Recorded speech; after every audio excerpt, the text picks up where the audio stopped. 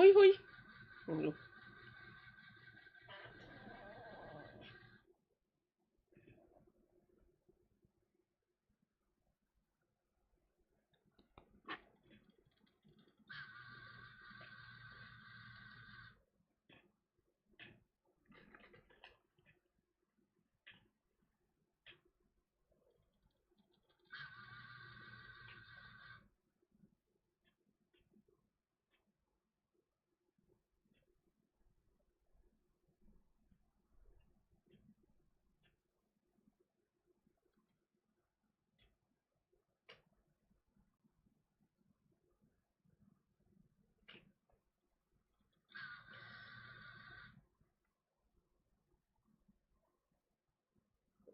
Oh, yeah. No, yeah. That's weird. Hey, I'm going. The hell? Oh, God. Another Star Trek game? Really? How many is there now? Oh well. oh, I'm going to be speaking up here. Take some notice.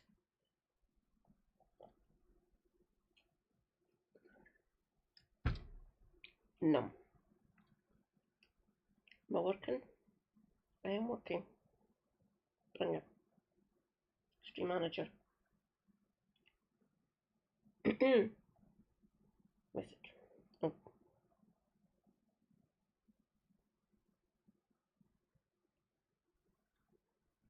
Haha. How long's the delay? 5? 10 seconds?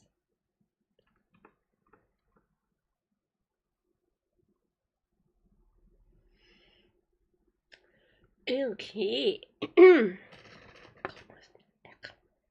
I think I put too much diluting in that.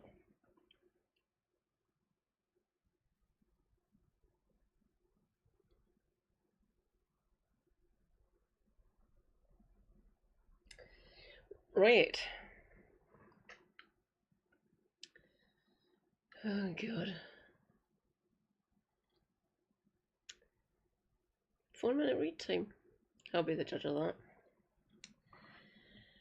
Right. Am I all sorted? I do believe I am. New charge. Got my story up. My head looks a fucking mess. Molting. Right.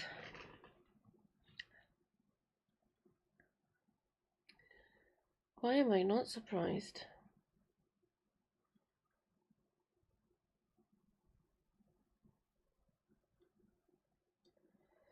Let us go and chill. Bring it. Where am I? Pluck myself. Where am... Oh, there I'm there.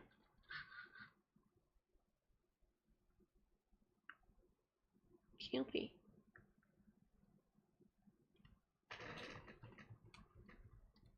Oh. Joyce. Bowlers of Numpty.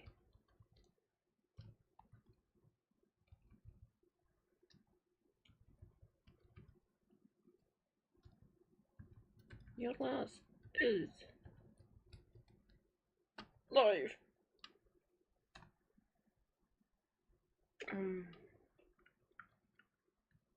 Paste. Go. Ha. Kelpie.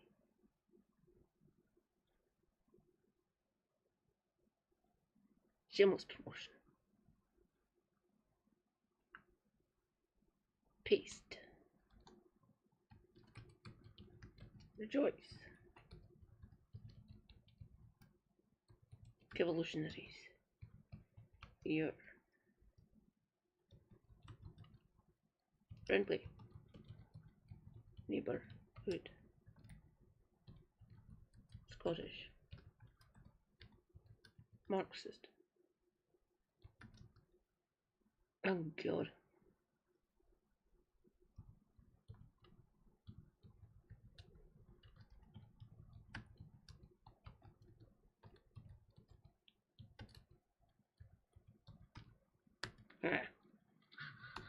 Bring it.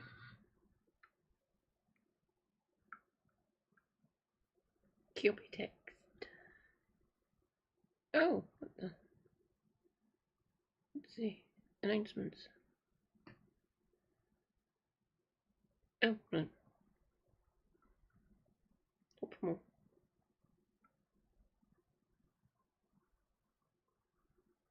What the? Spigot hell. Okay. Paste. Joys. Comrades. Your. Friendly. Neighborhood. Cottage. Is. Live. Boom.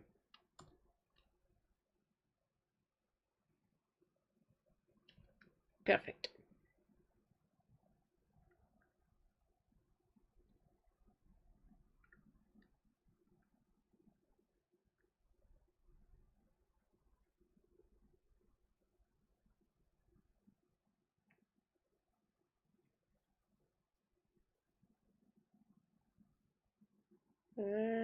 Right, rankery. Yeah. Yeah, abdominal. Let's see. Cards over there.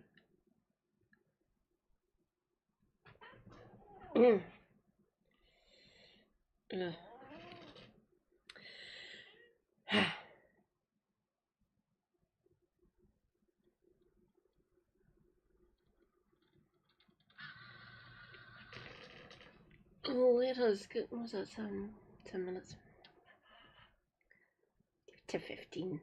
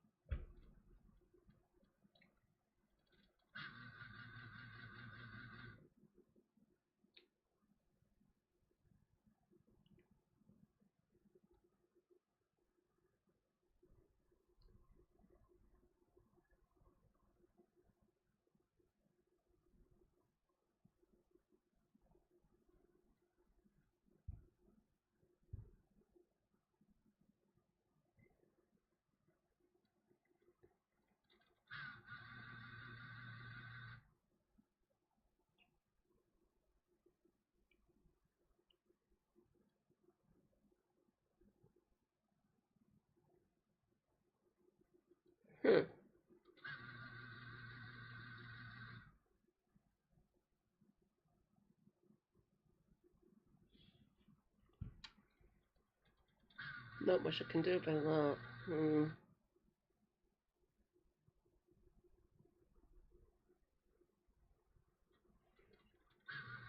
Not everyone. I don't know why it keeps on making that noise anyway. Weird.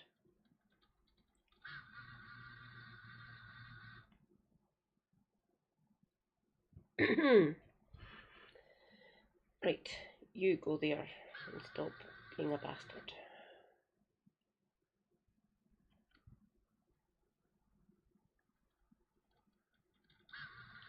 Oh, damn. I forgot to ask him about that story.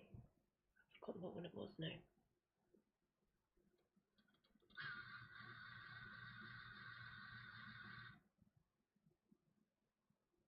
Oh, go on.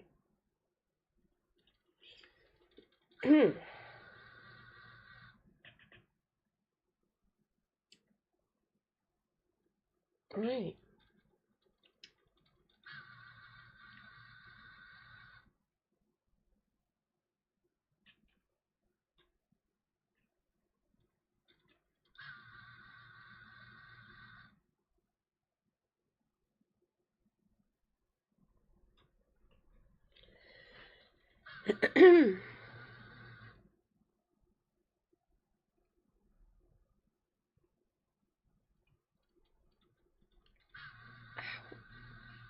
Oh.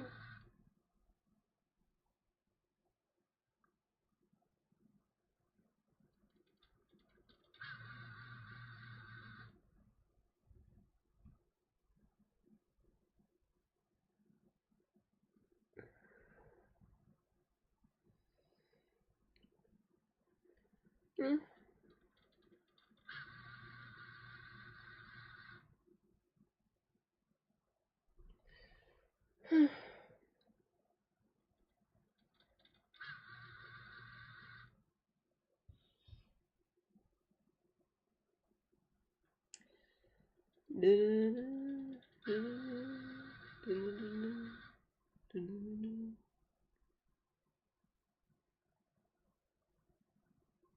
Oh God. Oh.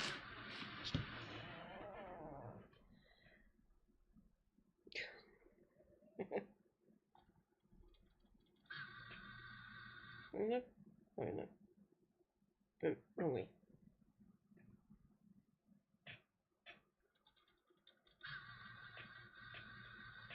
Go to my channel. Me. Go. What? 47 people. Thank you. 47 people. Okay. I have the chat up. Percentage I'm on. Fucking 40%. The more important phone is on charge first for obvious reasons, because it has my Stream Manager on it, and that is important. Easier for me to deal with than the setup.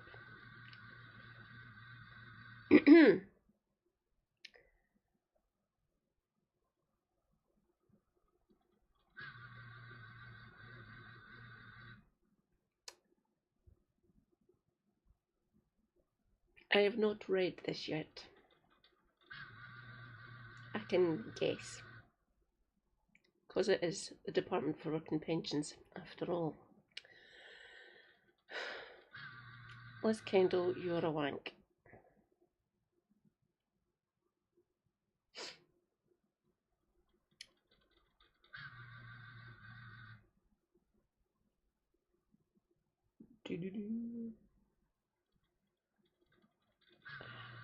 Oh. Stupid hand.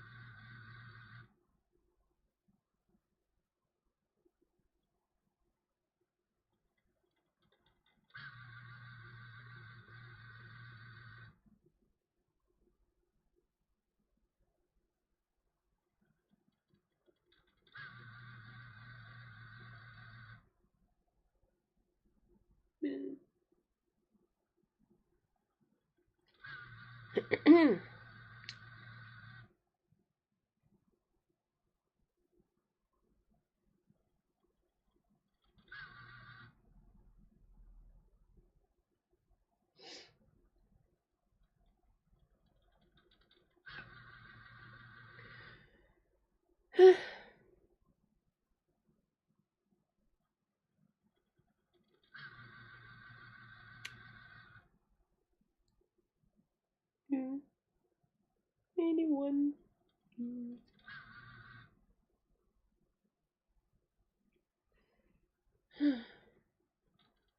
You know what? While I'm waiting, you can go there a minute.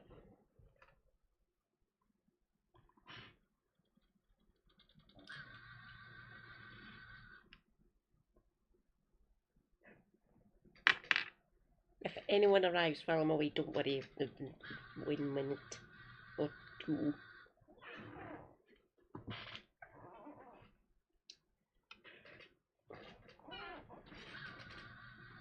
I'll be back.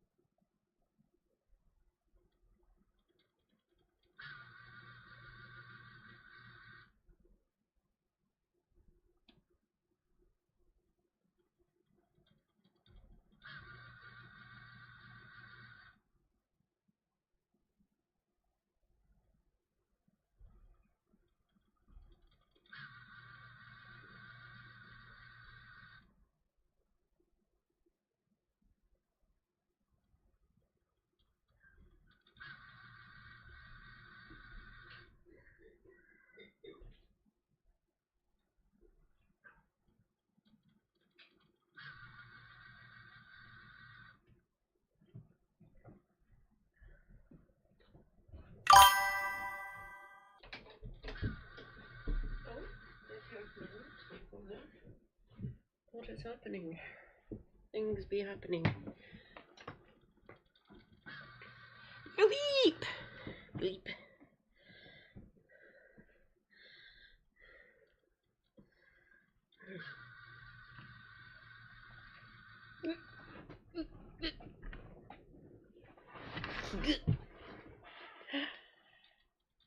Rejoice, comrades! Fancy Philippe Flope has arrived. Hello, Philippe! Mwah. Welcome, welcome in. How goes you? 1, 2, 3, go! Woke up this morning with my knuckles 3 times the size. Been in agony all day. Technically, this is support for like when you break and stuff. It is on a roll. So I'm using this as a brace, kind of. It does make you sweat kind of badly.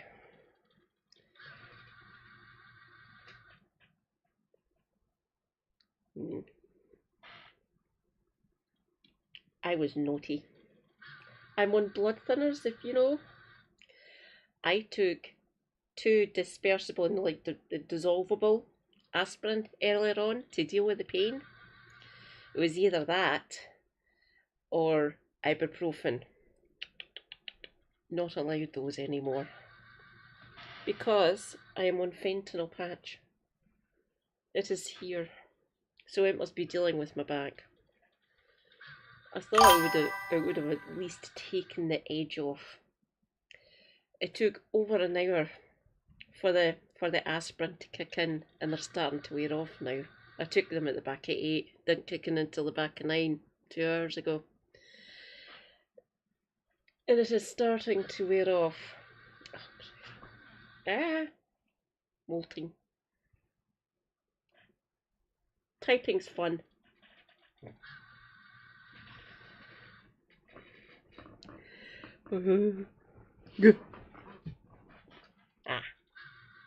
Much better. So, I don't need to put them back on until I'm watching videos. New story from the Canary.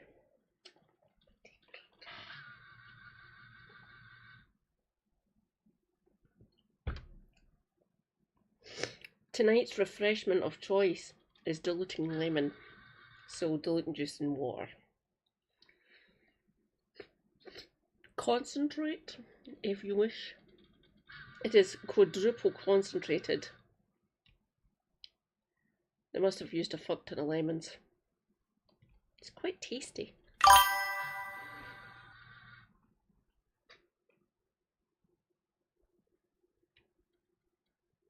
Yeah, your Tylenol is my ibuprofen.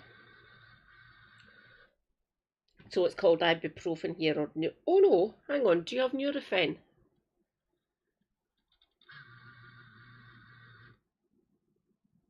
Hang on, I'll actually check that. I'm sure your Tylenol's broken.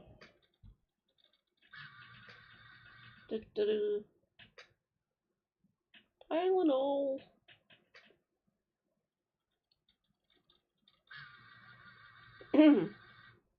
What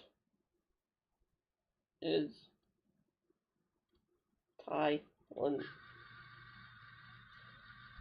Tylenol in the UK?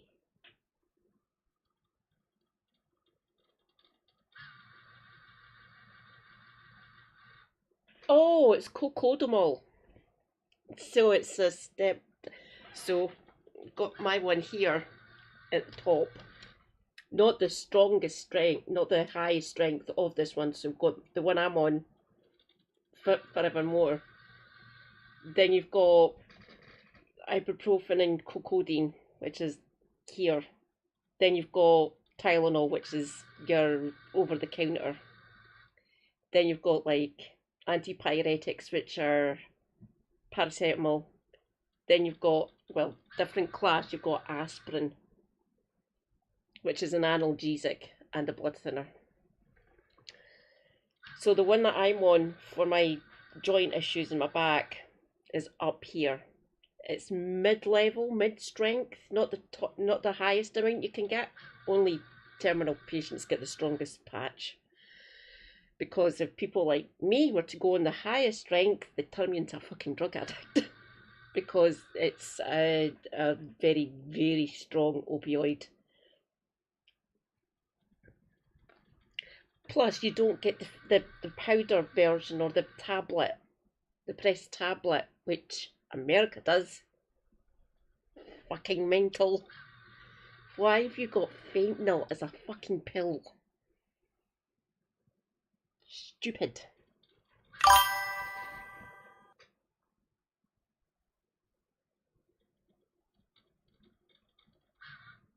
Yeah. My sister, when she was over for her honeymoon, your your brand ones, well, they all just get called. We've got brand ones here where you pay a little bit more, obviously, because it's a brand and they own the the rights to the name. But the actual medication, it's not like copyrighted like it is over in the States. It's a little bit, obviously, it's still licensed, but we mostly just call it either Brufen, which is the actual drug, the actual medicine. So we've got like Nurofen, Panadol. I can't remember. There's a couple other brands, Migraleaf, things of that nature. But we all just call it this ibuprofen or aspirin. It's acetaminophen, or you've got paracetamol, which is basically just paracetamol. We call them the drug name more than the brand name.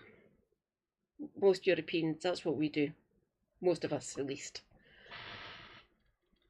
And for actual meds, like you take, like I'm on Sevidine patch, which is the brand name, but it's fentanyl. Plus, I'm on, you'd probably call it gabapentin, which is gabapentin. So it's called pregabalin here, which is the actual drug name. Well, it's not the actual drug name. That's kind of like a brand name. So it's pregabalin, and I'm back on my HRT, which is Everel, which is HRT. ASO Meprazole, which is stomach tablet. PPI, proton pump inhibitor. Or Losec is the brand name, you might know it by. Yeah, it's mostly just called ibuprofen here, or paracetamol, or aspirin. Easier. You don't really get brands of aspirin anyway, because it gets prescribed quite a lot, mostly to boomers, because of blood thinner. But yeah, the ibuprofen's one of the most popular over-the-counters here. And there's a pretty pink box you get for PMS, which you pay an extra $150 for. Stupid. No, just give me the standard, the generic of the ibuprofen. They thought they might have captured the people who suffer from PMS and shit like that, and they're like cramps and your time of the month and all that stuff. No, no any extra sales. Maybe a few, maybe like 0.5% went up for the pretty pink box, but no. Just because it's in a pretty pink box doesn't mean it's any better. It's just the same fucking thing. Me. Oh god, where am I? There I'm there. Department of Work and Pensions is our benefits agency, so like social security. Rejoice, comrades, Reza Lindsay is here. Hi, Reza. Mwah. Great to see you tonight. No, Kev. Hi.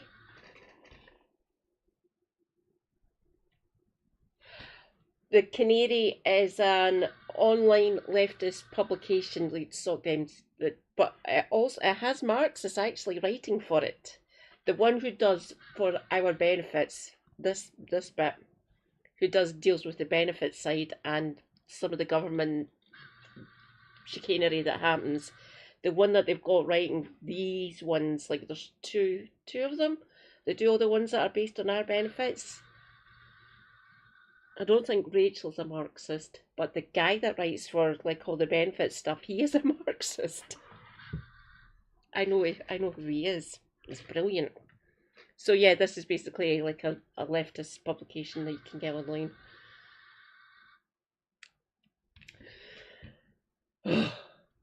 This is going to be infuriating. Watch my face change. Canary in the coal mine, so it's basically singing out about what's actually happening. So that's where they got the name from, Canary in the coal mine. It is rather clever naming for it, and it's good. It's really good. Yeah, Canary's good.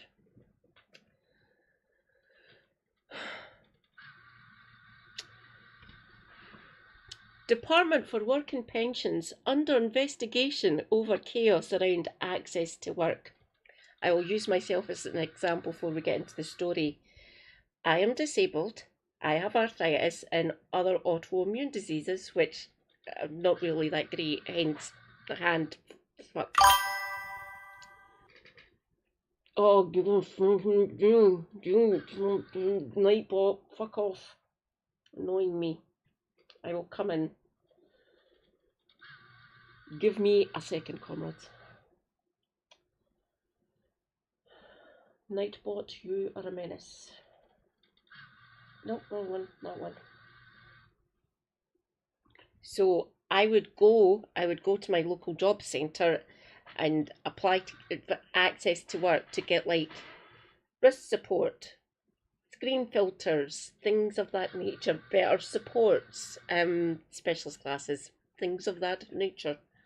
So access to work is where I would go to get stuff so to help me get back into work, so I wouldn't be on as much benefits, which this government wants me to be able to do. No, there are lots of pushing people like me back into work. Nightbot, you're a menace. Go away.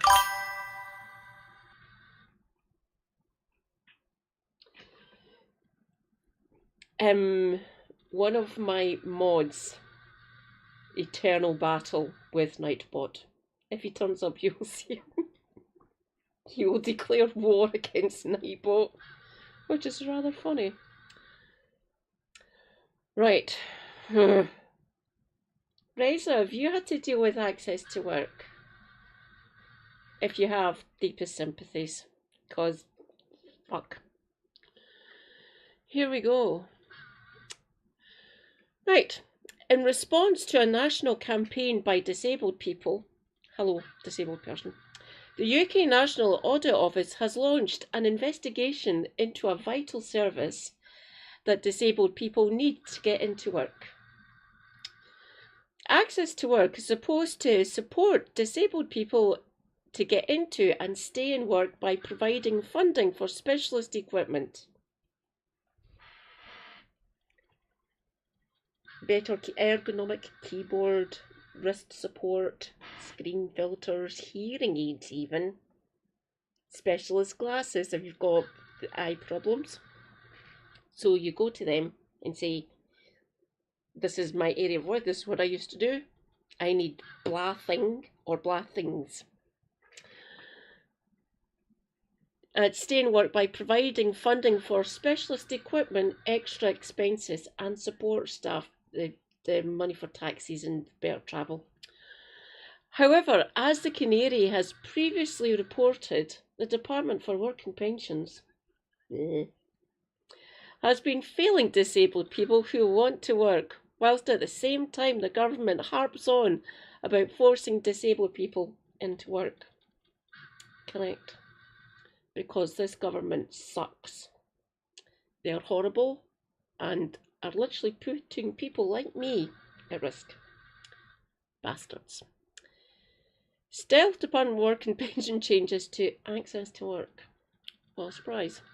As the Canary reported in May of this year, the Department for Work and Pensions has been attempting to quietly push through severe cuts to the Access to Work scheme. No surprise, which would see the limiting of funds for specialist equipment and stricter rules on support worker rates of pay and awarding job aid support workers. So, say I wanted to go back into the service sector, I have worked behind the bar before, I might need people to help me. Christ, would I be able to change a keg now? Doubtful. These changes will effectively push those who are already in work out of work, like they almost did with prominent campaigner Jess Tom, who had to quit her job as CEO of Tourette's Hero as her support was cut, and the Department for Work and Pensions expected Tom to pay her support worker under minimum wage. That's illegal.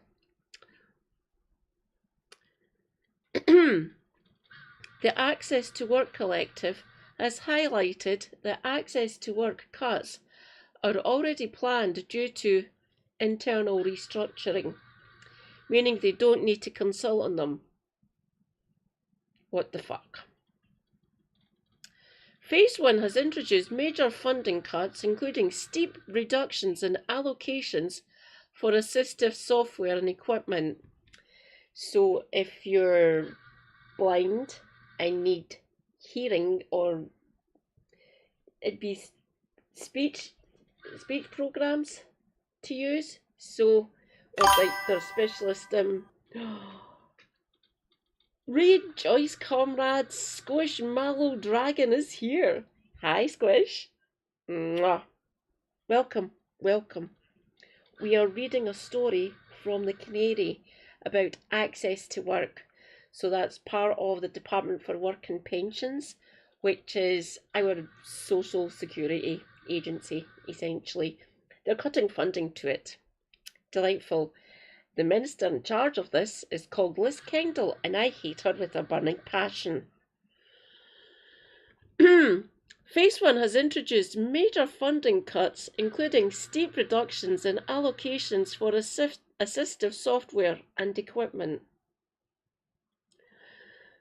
It imposes a 20% cap on enabling support, so that's people helping me or other people like me to do their job in the workplace. Brilliant. Reduces flexibility in how support can be delivered and pressured support workers to accept fees so low that they fall below the minimum wage, a practice that is illegal. You can't pay anyone less than the minimum wage. Completely fucking illegal. And that's what the Department of Work and Pensions are fucking pushing. Oi, Liz, you're breaking the law. Stupid. Phase 2, scheduled for this month, proposes the removal of several key types of support altogether, including job aid roles, so that's people helping people, assistive technology, text-to-speech implements, ergonomic keyboards, better keyboards, supports, better mouses, better screens, things like that, better chairs, all those sort of things, walking sticks even, and specialist equipment. Oh, that might be hearing aids. Only minimal job coaching and BSL interpretation would remain. Good to know that they aren't getting rid of sign language. If enacted, this would effectively strip access to work of its ability to meet the needs of the vast majority of disabled workers. But access to work is vital to get into work. Correct. But it's failing thousands. No surprise. There is currently a backlog of 62,000 disabled people waiting for Department of Work and Pensions access to work support, not including those who are already in the system and have to reapply yearly or every 2 years. It's yearly, by the way. 33,000 people are waiting to be paid for support that has already been approved by Access to Work. This backlog is leading to people losing jobs at a time when the government is laying into disabled people who they claim would rather be on benefits than work. Trust me, if I could go back into work, I fucking would. I'd be an absolute fucking hazard if I went back into work. Plus, I've got degenerative issues. I am not putting myself at risk. They can fuck off. The government claims this backlog is due to the increase in demand for access to work, which has risen sharply by 83% since 2021-22. Don't know if you know this, Liz, but there was a pandemic. People who were working and got ill and have subsequently developed long COVID and a suite of other health issues who can still feel they can go back into the workplace. It's probably them, because a pandemic is a disabling event and thousands of people across the land got long COVID and other issues. But this makes sense when there has been an increased effort to get disabled people back into work. Access to Work Collective found that 7 in 10 disabled said that without access to work, they wouldn't have or absolutely couldn't have attended interviews, got into or stayed in work. 74% said the scheme helps them to stay in their job. 87% said access to work has a major impact on their ability to stay in work or run a business. Whoops. The current DWP plans are to put more of the responsibility on the employer. They're not going to hire people. If it's going to cost them more time or money or both, they'll just not hire us. But 67% of employers told the collective they wouldn't have been able to afford adjustments without access to work, and 78% said it enabled them to hire disabled people as it covered the costs of the adjustments they had to make in their workplace. 100% of all employers surveyed said their disabled staff would struggle to do their jobs without it. Yeah. Audit Office investigating Department of Work and Pensions failings. Keeping their oil. Due to a huge campaign by Access to Work Collective, which has seen support from thousands of disabled people and allies, the National Audit Office announced they will be carrying out an investigation into the Department for Work and Pensions and Access to Work this winter. We will investigate how Department of Work and Pensions is addressing challenges in the operation of Access to Work.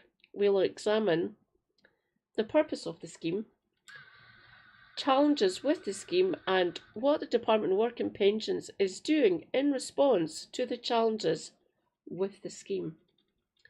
Good idea. The National Audit Office is an organisation that is independent of the government, Zakwango.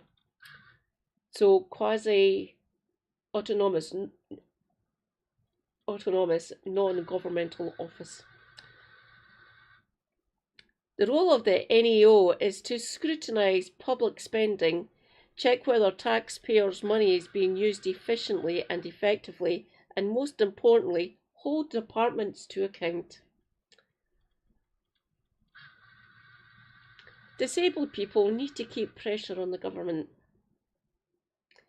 They haven't noticed, we're disabled, we've got a lot on our fucking plate. The Access to Work Collective said on Instagram, "This is an important moment for everyone who relies on or supports access to work. We'll be following developments closely and sharing updates as they come." Good. Sustained public attention and advocacy play a vital role in keeping the access to work crisis in the news. Good. And on the government's agenda, every letter, story and voice shared helps ensure the challenges faced by disabled people remain visible and continue to be addressed. We really should be emailing our MPs about this. I might just do that. The Canary will be following the investigation closely. Good. In the meantime, it's important...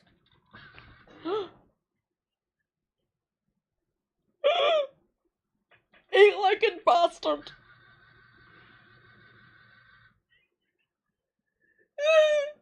Go away!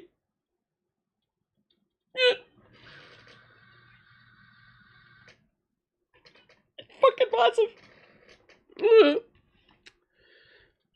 The Canary will be following the investigation closely.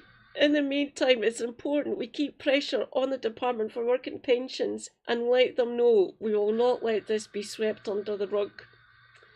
If you haven't already, please sign Access to Work Collective's open letter and use their templates to email your MP.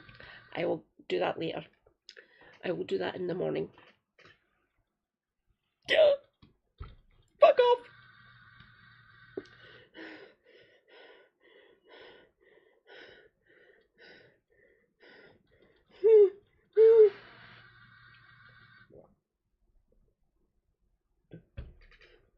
I need a vodka.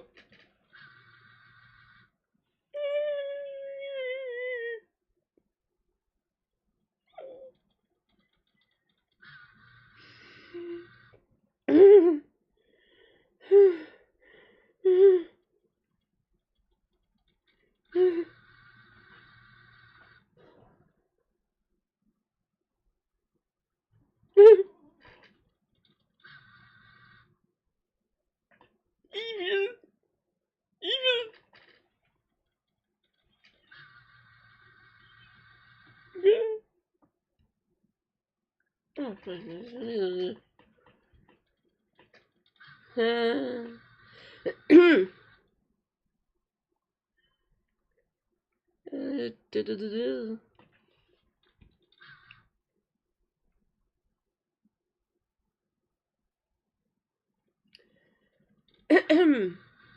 I will say concisely, yes, they weren't fucking in the chamber when that was getting done. Their leader, Manfrog, or Nigel Farage, MP for Clacton, isn't even in the country. He was getting his arse handed to him by Jamie Raskin in the congressional hearing. Get wrecked, Manfrog. I suppose well done, Congressman Raskin. Not that Manfrog's gonna fucking change. He be Manfrog. He be bastard. Anything else? Let's see.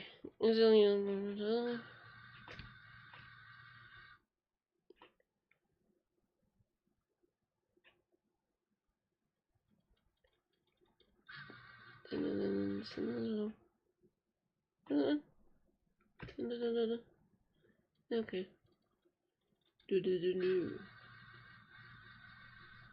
Thank you, Canary. That was brilliant. Let's see. UK. Okay.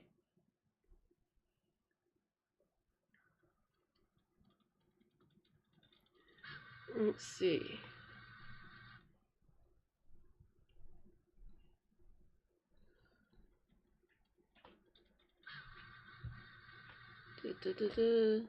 If anyone sees anything, just shout out.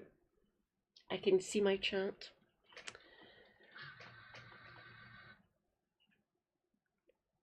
That was a while ago.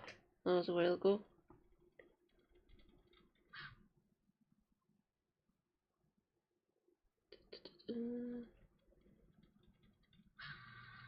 Oh, it's going.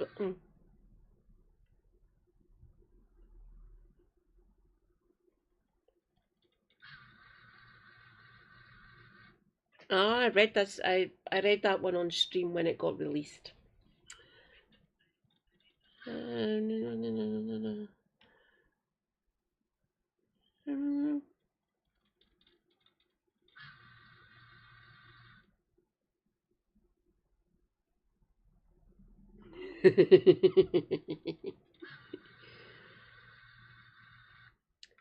Not much going on. No.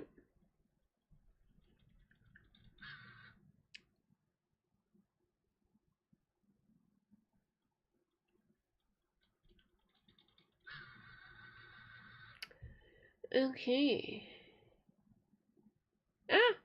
Whoops.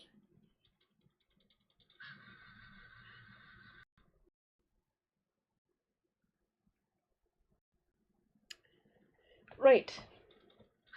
I am losing. Oh, right. Listen.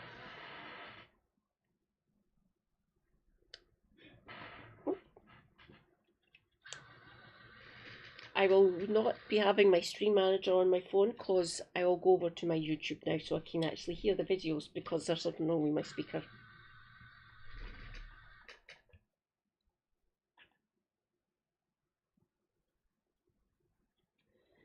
Let us see.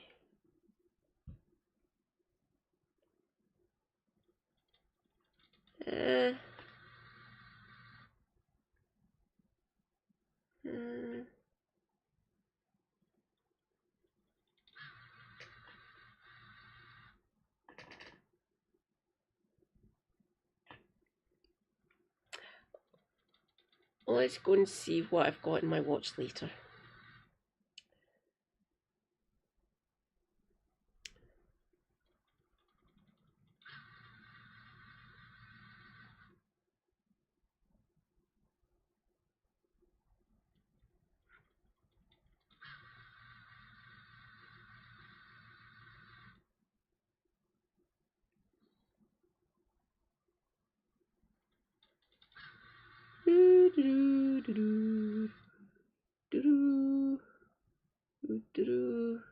Go away, Bridget.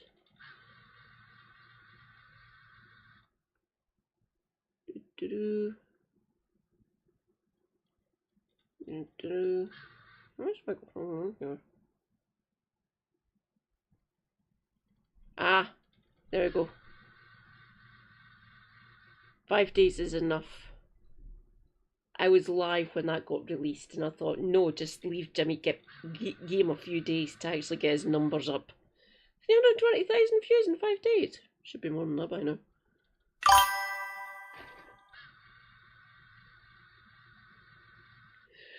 I swear to God, fuck off, you 8-legged fucking monster.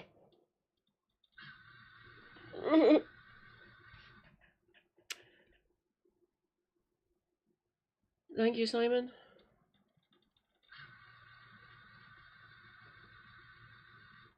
I've got. Keep on. Oh, there we go. I'm done here. There we go. Thank you, B. Are we good? Are we good? We're good. Right. Playlists. Watch you later.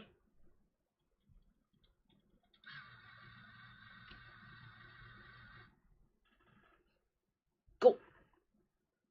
Device now has spyware that can hack your phone, read your encrypted messages, and even turn on your mic. It's called Graphite from an Israeli company named Paragon. And Trump just signed a $2 million contract to put it in ICE's hands. Paragon swears they only work with democracies. Meanwhile, their spyware has already been caught targeting journalists and activists in Europe. And here's the part people miss.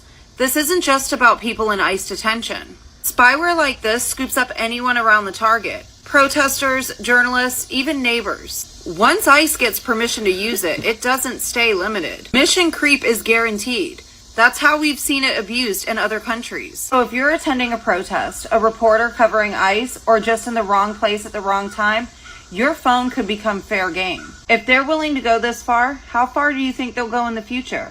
Authoritarianism isn't coming. It's here, and it's being normalized. This should alarm every single one of us, because today they're targeting immigrants, but tomorrow it's going to be the next group that they decide needs watching. Guys, have a look at this.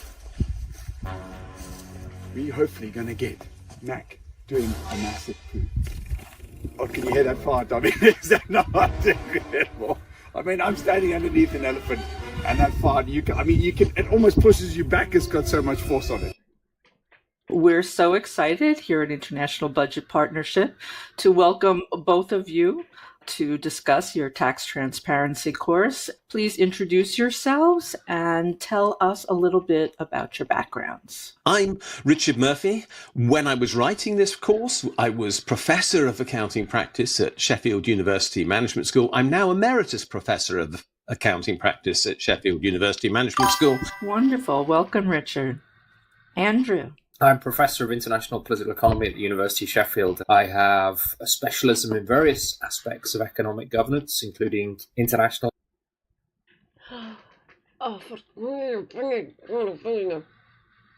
Rejoice, comrades. Vitingale is here. Hi, Vitingale. Hi, darling. Mwah. Welcome, welcome. I don't know who this one is, but the other one, the first one, Richard Murphy, is a YouTuber, and like he said, he's an emeritus professor at Sheffield University. He's basically a tax accountant, and he talks about the economy and things like that. He really is quite good, very accessible, good for normies, people like me who's not really finance coded, like biology coded, human coded. I am in no way monetary coded. So he makes it very easy for me to understand, which is always a good thing. So he must be an equivalent of Professor Murphy. Economic governance. Richard, if you had to summarize all the different areas the video series covers, can you give us a breakdown of what they will learn? Well, there are 32 videos, but we're talking about 5 hours of material here. The series does work step by step through what tax transparency is, how it can be created, what the benefits from it are, and then most particularly it talks about how this works with regard to particular situations. And that's by and large with regard to each type of tax, because some countries will put a focus on one sort of tax and not another because of their particular situations. And that's a very important point with regard to this series. We're not prescriptive. We don't presume that there's one right or wrong anywhere.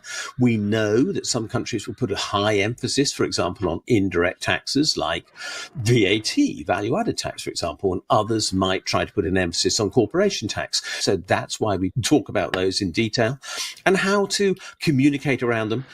And then once we've been through particular taxes and have built this idea of tax transparency, then we talk about this process of accountability by government for what they've actually achieved and how that creates the need for further consultation and feedback with regard to planning, so that we integrate this into the budgeting and accounting process of government before we then move on to how to improve the system. The point is that this is a single narrative flow that will explain to you how you can do tax better. And that's what the whole idea is all about. Let's go into the precursors to this course, talking about the previous work that was done, like making tax work, and if you could talk about GIFT and the GIFT principles and how that's included in this course. Making tax work developed out of a piece of work that GIFT was then doing. If anyone would want to watch this on their own, feel free to look it up. This is on Richard Murphy's YouTube channel. I thought it was something else. We'll move on to Jimmy the Giant. Okay, I'm going into this one blind, by the way, everyone.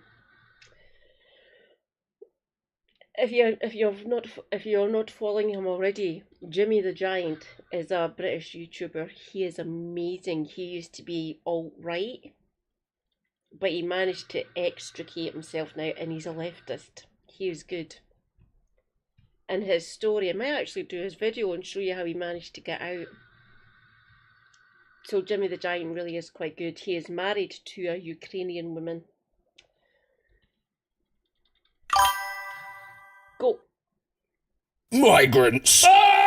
You've watched the news, you've heard the boats and all the stuff, right? Migrants, it's a pretty hot button topic. In fact, it is the #1 issue that people in this country are bothered about right now. And you know what? This is a very sensitive topic, and it's one that often a lot of people talk past each other. Not everyone that has any problem with immigration is some EDL supporting racist, and not everyone who is pro-immigration just ignores all of the problems of immigration. So what we're going to do today, right? We're gonna just actually tackle this topic. This is going to be the video, the one I want you to play next time you're at the pub and you have a conversation with someone and they say that they want to deport all the migrants. This is the one I want you to pull out and show them. It's a bit long, but you know, you guys, you got time. Wages, crime, closing the borders. Because today we will explain how immigration is destroying the West. In brackets, not really, but the title will work by the end of the video. I swear, just watch the video.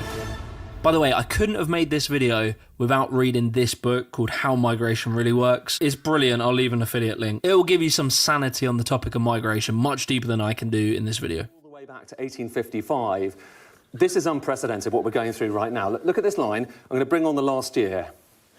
We've never seen that line as high as it's been recently. If you turn the news on, right, most of the time when they talk about immigration, it's framed that it's like this unprecedented wave of migration. Record numbers, we've never seen this many people move, it's unstable. But the thing is, right, immigration isn't a new phenomenon. In fact, across the 1800s to 1900s, Europeans were the immigrants. In this period of time, 20%, so 60 million Europeans, packed up their pasta and base hunter and were leaving Europe. And if we even look over the last 100 years, the actual global population that are immigrants has remained pretty stable. Between about 2.5 to about 3.5% of the global population are immigrants. However, that being said, right, what has changed is the direction of immigration. Where are you going to stay when you come to England?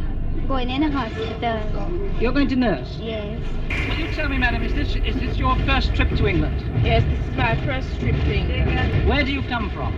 Jamaica. It'd be after World War II, right? So Britain's rebuilding, and we actually chose to open our borders to the Commonwealth. People from Jamaica, Nigeria, India came to live in Britain, and they would usually come and do very specific jobs in specific areas. You know, they'd work for the NHS, they would work in factories, they would work in transport, and they would come and they would bring their culture. They would completely transform areas like Brixton, Leicester, Southall. However, in this period of time, the 30 years after the war until about the 70s, the UK's foreign-born population sat around about 6%. That is compared to today's 16%. And it's really interesting, right? Because pre-70s, we literally had an open border. But despite this, and despite the very relaxed rules, immigration was relatively balanced. What I mean by that is we would take roughly 200,000 immigrants every year, but we would also lose about 200,000 British people. So it worked like a, kind of like an exchange. But if we look at this graph, right, you'll see that from the 70s onwards, net migration started to grow, meaning that more people were coming into Britain than they were leaving. So you might wonder, what the hell changed? 15 or 20 years' time, the black man will have the whip hand over the white man. I'm really rather afraid that this country might be rather swamped by people with a different culture. With regard to the Vietnamese boat people, those who are genuine refugees, and that is determined again by the United Nations, will not be returned. Those who are illegal immigrants will be returned. So without me rehashing the 70s period for the 100th time on this channel, the key takeaway you need to remember is the economy was tanking and politicians decided to tell everyone that it's because migrants are shit. All of life's problems, all of the chaos. You can't get a job? Migrants. Your wages aren't growing? Migrants. crime is on the rise? Migrants. And it's these arguments that were made all the way back in the 70s that are basically the exact same arguments that are being made to this day. So what we're going to do is put on our debunk hat and let's tackle them head on. Firstly, houses. House prices have gone through the roof, right? It's no secret. And a lot of people will often point to immigration, right? They'll say that having more people here puts more pressure on houses, which boosts the price of houses and the price of rent. And you know what? They're not wrong. It's true. For every 1% rise in the British population as a result of immigration, we tend to see a 1% rise in house prices. Now, people quibble this, but over the last sort of 20, 30 years since we really opened up immigration, roughly we've seen about a 15 to sort of 20% increase in house prices that can be tied to immigration. However, in that same time, house prices have risen about 300%. So, there's about 280%, which is due to other things. The government, despite knowing we were going to bring more people into the country, failed continuously to build the houses that they promised. In this period of time, we just completely stopped building council houses. On top of this, housing has become a speculative asset. Also, developers are deliberately building houses very slowly. They know that by keeping the supply very low, the prices stay astronomical. So whilst immigration does put a pressure on houses, you can't pin the blame on immigration. It is the failure of the government and the greed of development firms to not build so they make more money. But that's housing. I've done a whole video on that, so I don't want to rehash it too much there. I'll link that below. And we'll move on to one of the other key arguments you will always hear. And that is, are migrants stealing your jobs? Because if they are, that's pretty mean, guys. They are taking our money to house them, so they have no expenses. But also, Mike, they're taking jobs from British people. Yeah, they really are. Coming out after we left the EU, because the concern was about the free movement of people, and particularly perhaps East European workers coming here and taking jobs, as people said. The idea that immigrants are coming and stealing jobs is based on a false assumption. That assumption being that immigrants compete with native workers for the same jobs. They don't. The whole point of immigration is to fill labour shortages. Immigrants come to the country to fill jobs that the domestic labour force either doesn't want to do or simply can't do it. We don't have enough of those types of workers. So they come here to fill labour shortages. New rules from the Home Office mean low-skilled European workers like these Romanian builders will no longer have freedom of movement. Indeed, the chances are they wouldn't be able to come here at all. And that is causing a real headache in the industry, which is supposed to be rebuilding the housing market. Getting skilled people from the UK, we don't find that difficult. What we find very difficult is the jobs which the British do not want to do. Nobody wants to work in the cold British weather. Nobody wants to work in freezing conditions, work outdoors. So unfortunately, that's the difficulty that we've had.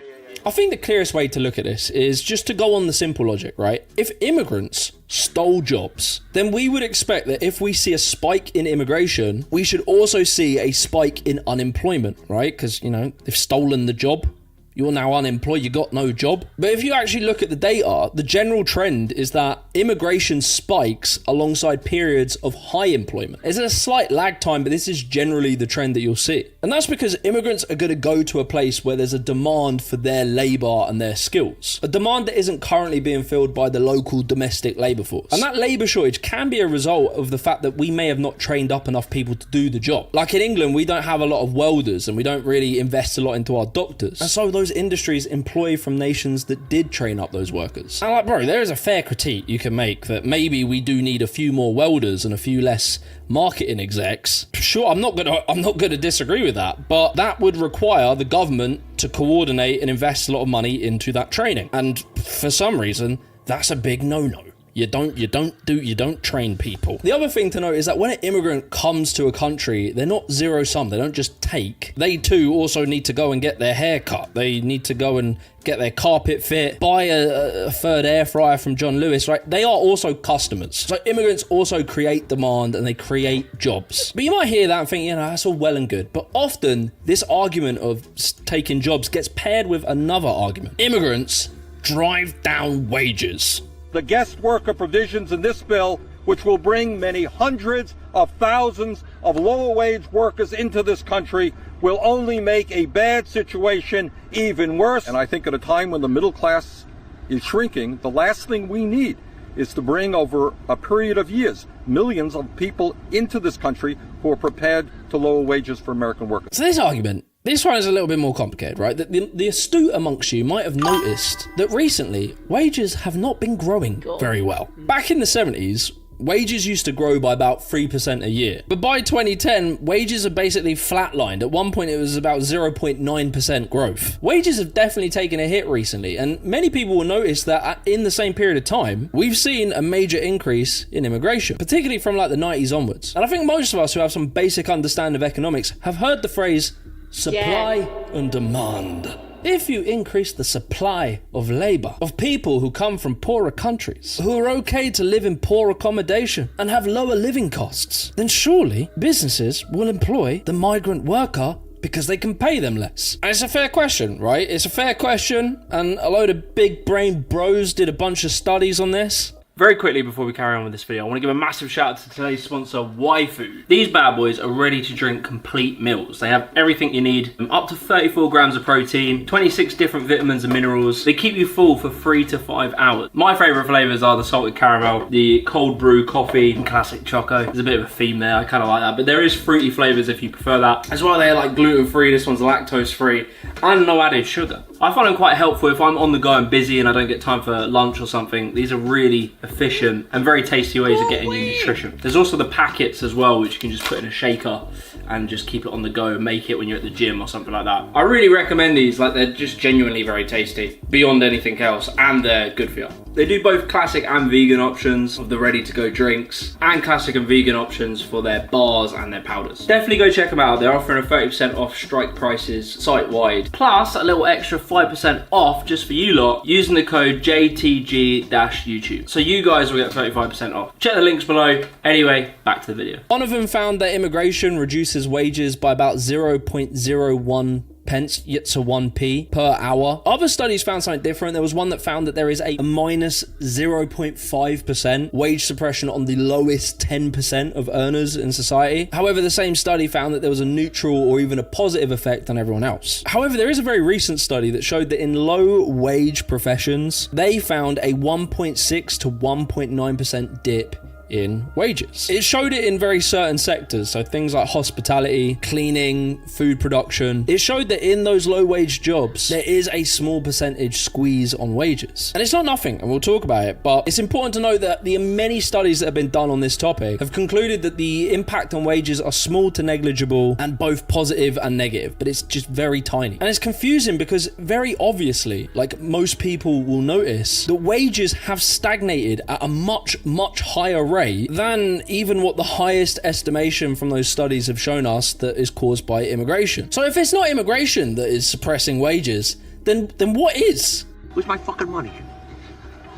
I'll get it by neck, Tony. If you want to know who has your wonga, then it's worth noting this. Between 1980 and 1989, corporate profits as a share of national income jumped from 17% to 26%. Well done, chaps. Well done. Very good, very good. Meanwhile, in the same period of time, the workers' share fell by 8%. Since 1978, CEO pay has increased by 1,300%. Go on, bros. Whilst pay for workers increased 18%.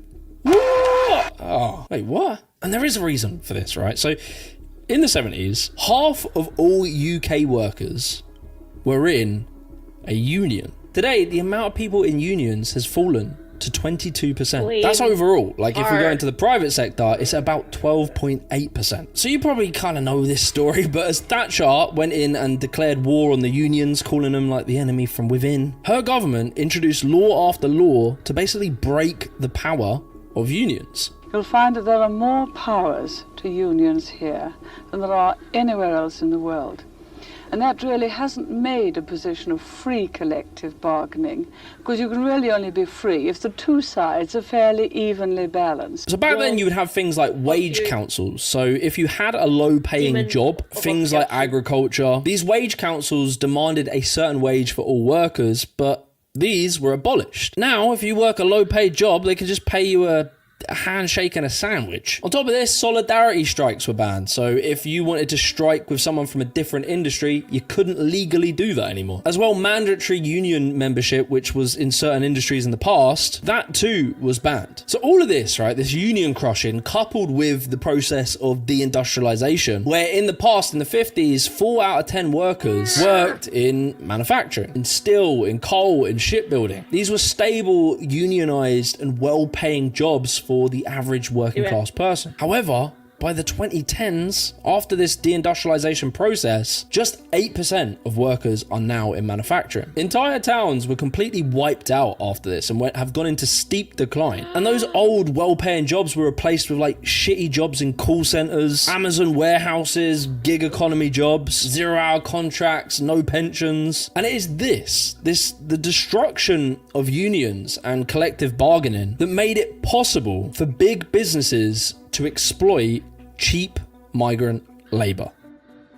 So I want to go into this because this argument is one of the most compelling about immigration, as there's kernels of truth to it. In this country, it is possible for companies to pay dog shit wages, and if their workers accept them or they don't, it doesn't really matter, because successive governments have allowed these big businesses to recruit overseas, handing out work visas to people that will take these terrible wages. Now I know what you're thinking, right? You're hearing this and you're going, hang on a second, Jimmy. I thought you just said that immigration doesn't suppress wages. And like, yeah, sort of, kind of, but like, just think about it like this. If you get punched in the face and your jaw breaks, you don't blame your jaw, right? You don't blame your jaw for breaking. You blame the guy for punching you in the face. He's to blame, right? Immigration isn't the problem. It isn't the reason for wage suppression. The problem is the lack of worker protections and the incredible control and power of corporate lobbyists who have complete control over the government. They push the government and allow them to exploit migrant labor forces and bring them to fill these jobs that are just so bad, so low paid, and in such terrible conditions that the native working population simply don't want to do them. And so migrants will come and fill those positions.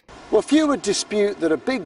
I will just add here, the reason, well, I can't do that.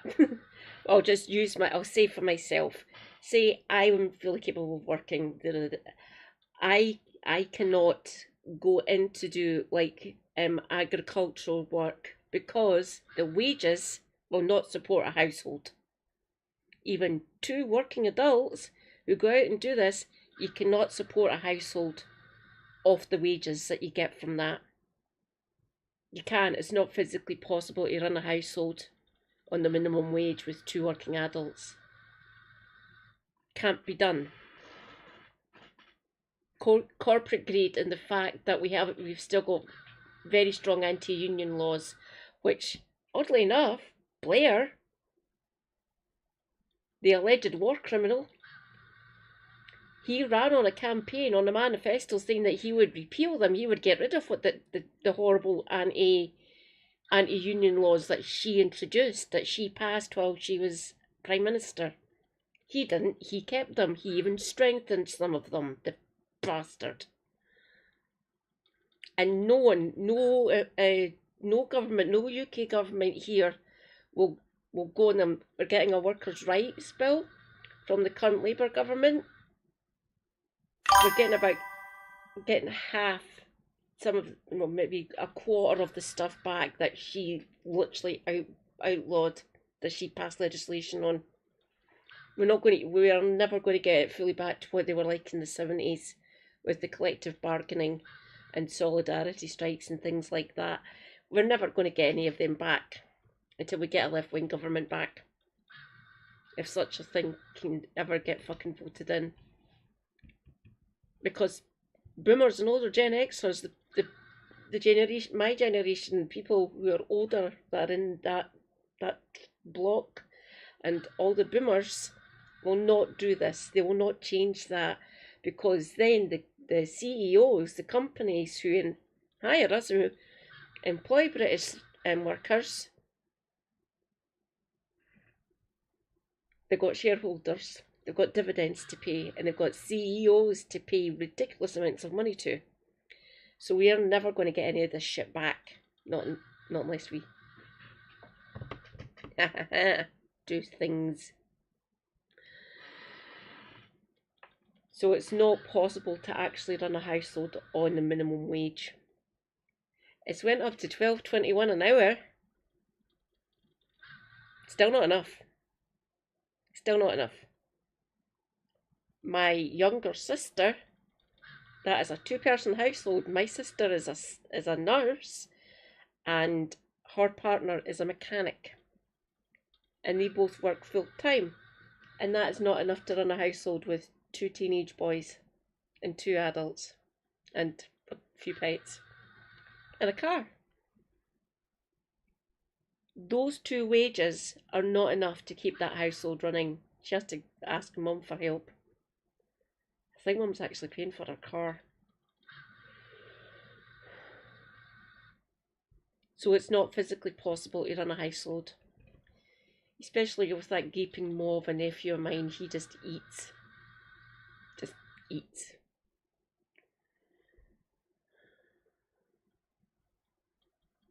Global economy like Britain's should strive to attract highly skilled workers from around the world. So a bigger question may be this: if we curtail the number of lower skilled workers coming into the country, will there be enough Brits to fill the gaps? You might be thinking to yourself, well, why don't we just stop the immigration? If we stop the immigration, then surely the natives will be able to argue for better wages and then they will take the jobs, right? Doesn't work like that. Right? So I'm going to answer that question with a personal anecdote. So like, I'm an average bro, right? An average sort of lower middle class kid. I personally spent 1 shift in an Amazon warehouse and I was fired by the end of the day because I couldn't take it. Now, is that because I'm a soft pussy?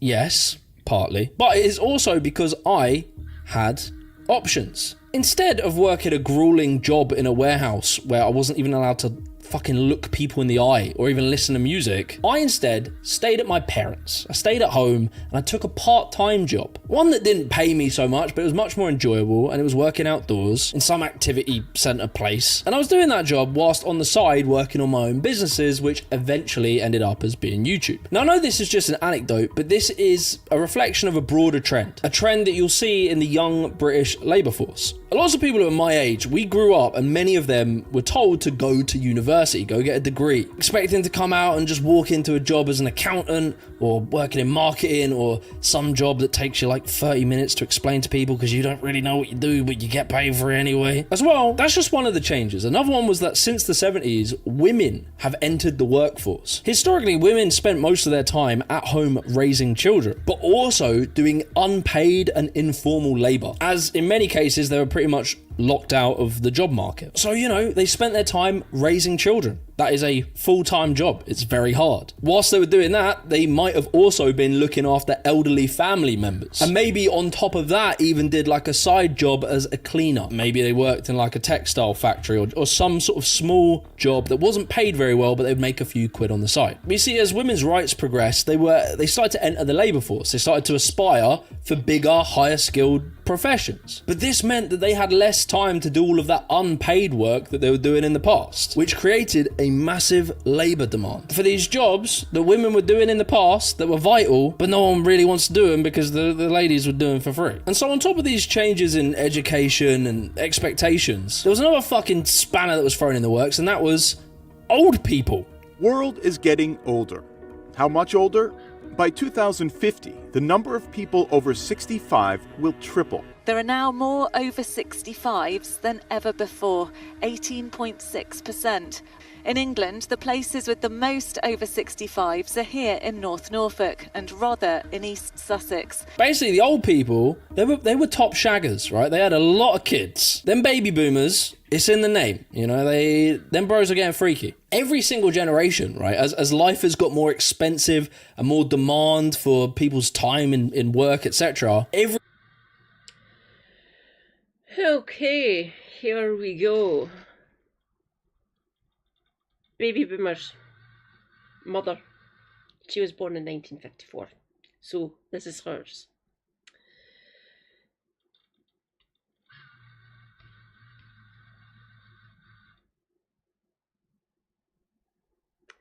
Gen X. Hello, Gen Xer. Millennials. Oh my god. She's not a millennial. My two sisters. They're millennials. Gen Z, or a Zoomer. So there's my niece.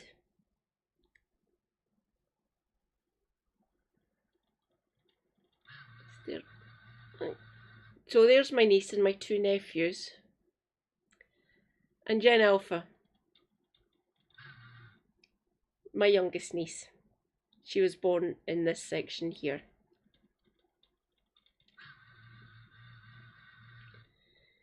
So here's your ticking time bomb for pensions. Me.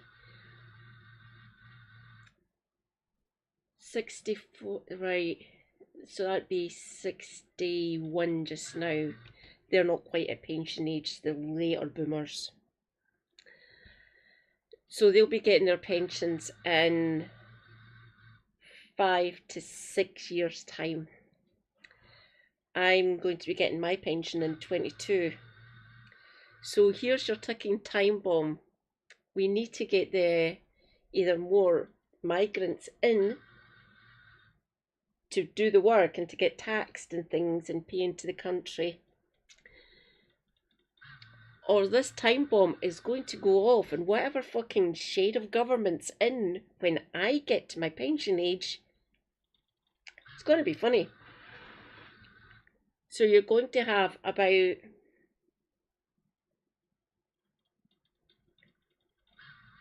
14 to 16% of the UK population and this Gen X or my generation saying, where's our pension? And if there's not enough on it, so I don't know what fucking kind of government's going to be in place when I get to my pension age. It's going to be fucking hilarious. It's going to be millions of us saying, where's our fucking pension? Just buy, fuck off, I'm not buying Bitcoin. I'm not going to start mining. The power requirements to actually get Bitcoin, no, go away. So here's your ticking time bomb. Everyone younger than me, including my two sisters, I think, they might be shit out of luck. They might not get to their pension age. So it's 22 years for me. It's 24 for my middle sister. And 26 or 27 for my youngest sister. So best part of 30 years before she gets anywhere close to her pension age. Unless they start fucking with it. And if they start fucking with Gen X, and when we get our pensions, they're fucked. We're coming for them. So these two generations have been the ones that have been putting the money into the country, essentially. We're the main block of workers, really, and up to about the middle millennials, really. We're the ones that are paying into this. And if they start fucking with our pension age when we get our state pension, we're not going to be best pleased. So if they start fucking with it while some of us are still under the age of 50 or under the age of 55, we're coming for them. They're fucked if they start messing with our pension. Saying, oh, you have to wait until you're 70. Fuck off. No, we're not. Don't even test us. We're fed up of yous. So if you start fucking with our pensions, you're doomed. Absolutely fucking doomed. Every single generation seems to have less and less kids. This has resulted in a plummeting birth rate. Back in the 70s, women were having about 2.5 kids on average. Now in 2023, it's about 1.56. So in the 70s, the ratio of working age people to old people was much different. There was around about 4.3 workers per every pensioner. Now it's dropped down to 3 workers. And it's expected to drop down even lower to just 2.1 by Not 2050. sustainable. And this is a problem, right? Because to afford their sort of end of life care, it gets more and more expensive. They become more, they're not working anymore, and they're claiming a state pension. They use the NHS more. And so we are currently having a very top heavy society of old, economically inactive people and a shrinking worker force. There just mathematically isn't enough people to cover the costs of pensioners. And so this has created major labour shortages. And you know what that means? Migrants. So over time, there's been a growing demand of what can be called low-skill, low-wage jobs, which is basically a Tory word for really fucking hard jobs that they wouldn't last 5 minutes doing and are completely vital to keep our economy going, but we decide to pay them like shit. These jobs, whilst vital, as I explained, the native workers just don't really want to do them. Do you want to clean a hotel for £9.50 an hour? Do you want to wipe an old person's ass? Or do you want to restrain a mentally unstable patient who's attacking other residents in a care home? All for £10 an hour on a 0-hour contract with no pension. Most native workers will say no. Why would I take that job when I have the legal right to claim out of work benefits? Maybe you do that, or if you're fortunate enough to afford to stay at home with your parents, maybe you do that whilst working some part-time job in a bar, all whilst you wait for a better, more stable, higher paying job. This safety net that us as native workers have gives us the flexibility to not have to take these terrible jobs and wait patiently for something better to come along. And that is great, right? That's good that we don't have to do that, but those jobs still need doing. In UK, young generation, they are not interested on low skill work. There is huge opportunity for our next generation who's studying here, school, university. They can be high skill, but we are short of low skill worker.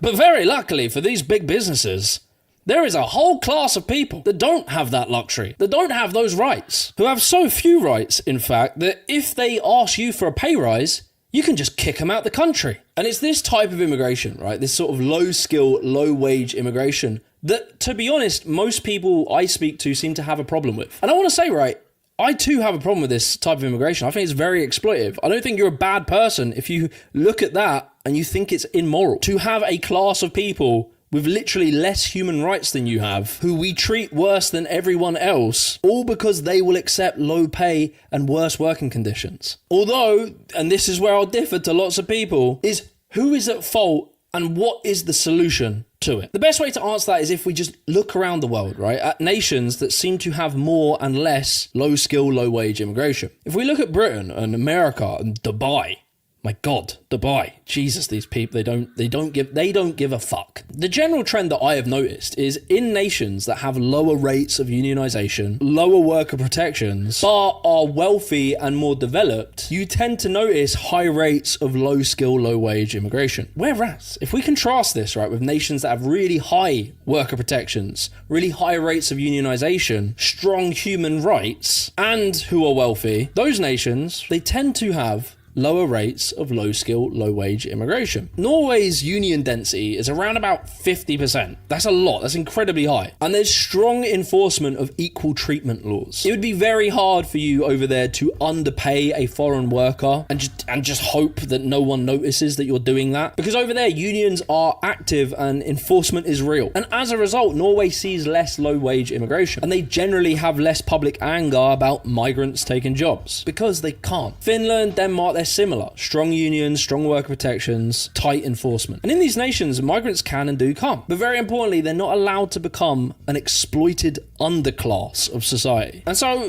this leads me to this conclusion that to many might seem counterintuitive. However, if you give migrants the same rights as native workers, all the same access to the welfare state, the same ability to claim unfair dismissal, same pay as union workers, if you treat migrants like humans and respect their human rights, you will actually see less low-wage jobs that need an exploitable migrant labour force, as the wages in those low-skilled jobs will be high enough to attract native workers. And like this solution, this isn't what you're going to hear, right? It runs counter to the popular solution, the one that we hear the most, which is shut the borders. This is all we hear all the time, you know. Stricter, harsher, make visas tougher, put a massive wall with alligators and spikes. We hear this solution all the fucking time. And the question is, does it even work? A new study by Durham University has found Boris Johnson's Brexit deal, the deal also championed by Prime Minister Rishi Sunak, is the primary factor in the crisis of small boat crossings in the English Channel. That's right, the government has yet again inflicted a problem on itself. Look, I know I'm going to sound like a super woke lib right here, I get it, but this is just literally a fact. And I know this fact might annoy lots of people, but the truth is, restricting immigration increases immigration. I know it sounds backwards, but just hear me out. I mean, think about it. Britain, we left the EU pretty much so that we could reduce immigration. And it was at the time, it was something about, like, I don't know, Polish people back then. Obviously, it's moved since that. And what happened? Well, we went from having sort of back and forth immigration with the EU. We put the walls up, you know, we said, no more migrants. And then somehow, migrants just skyrocketed.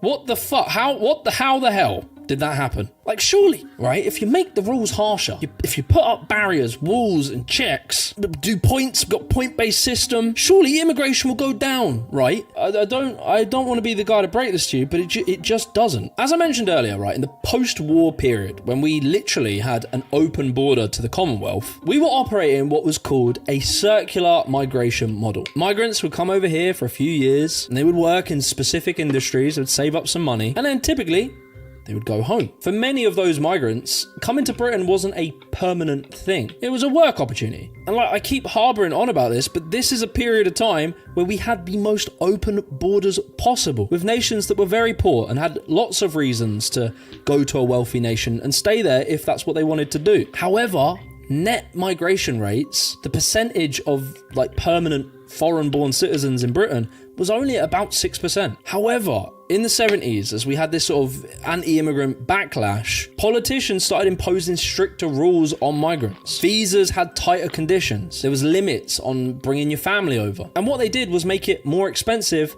and riskier to come and go. And it meant that instead of people just returning home, many of them would instead panic and rush to go and get citizenship. And, you know, because of all these rules, these citizenship applications required that you had to stay here for a period of time. So ironically, it forced people into permanency in order for them not to lose their rights to free movement, to come and go. And this process hasn't just been seen in Britain, this has been seen all around the world repeatedly. Spain in the 80s and 90s would have a common thing of Moroccan workers coming over seasonally, mainly doing like agricultural work. They would come, do the work and then leave, go back to Morocco. However, in 1991, pressured by the EU, Spain restricted and made it illegal for Moroccans just to come and go as they pleased. And so Moroccans didn't stop coming, they instead started to put roots down in Spain. They became more permanent. They brought their families over and they made permanent Moroccan communities in Spain. And so the Moroccan community that was in Spain was about 59,000 people. It jumped all the way up to 400,000 people by 2005 as people scrambled to get residency. And the same thing happened in America when they ended the Bracero program, and it made all of the Mexican migrants that used to come back and forth, it made them permanent.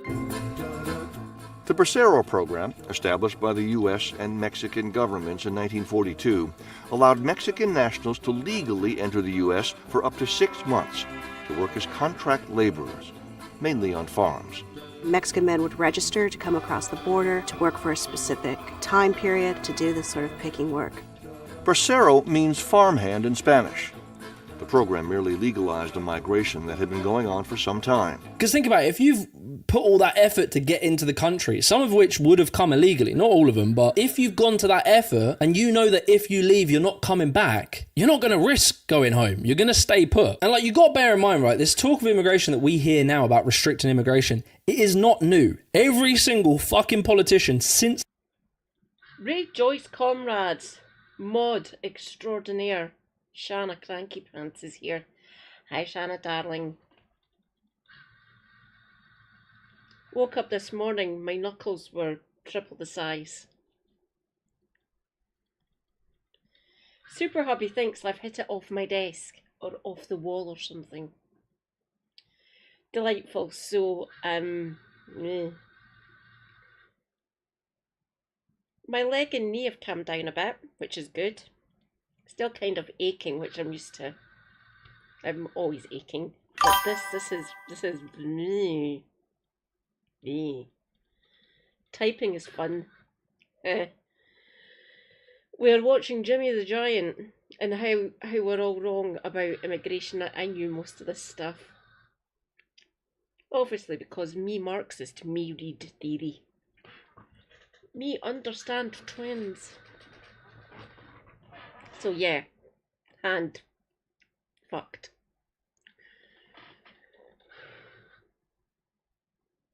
I'm a hazard to myself, I really am. God, would you look at that face? Isn't it one of the most punchable faces you've ever seen in Minecraft? No violence, please, anyone. Just kinda say, here, you're a wanker. Oh! Things are happening. Things are... Oh god, you're 98%. Oh, someone's following me, and I didn't see who because of my chat box. Thank you, comrade, for following who you may be. Say hello in the chat so I can introduce you properly and say hi. You are a wank, Keir Starmer. Feel for us with that as our Prime Minister. I would say at least it's better than... Yeah, theoretically, of course.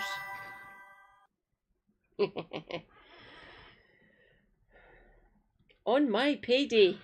That's when the state visit starts, so we'll have Mango Mussolini, or as I like to call him, Tangerine Ballbag, coming over for a state visit, so he can say, hello Chucky, hello Charlie boy. So for an actual official state visit, he gets to meet the monarch. Ugh, I don't know who I hate more, Donald or fucking Charles. They're both bastards, really.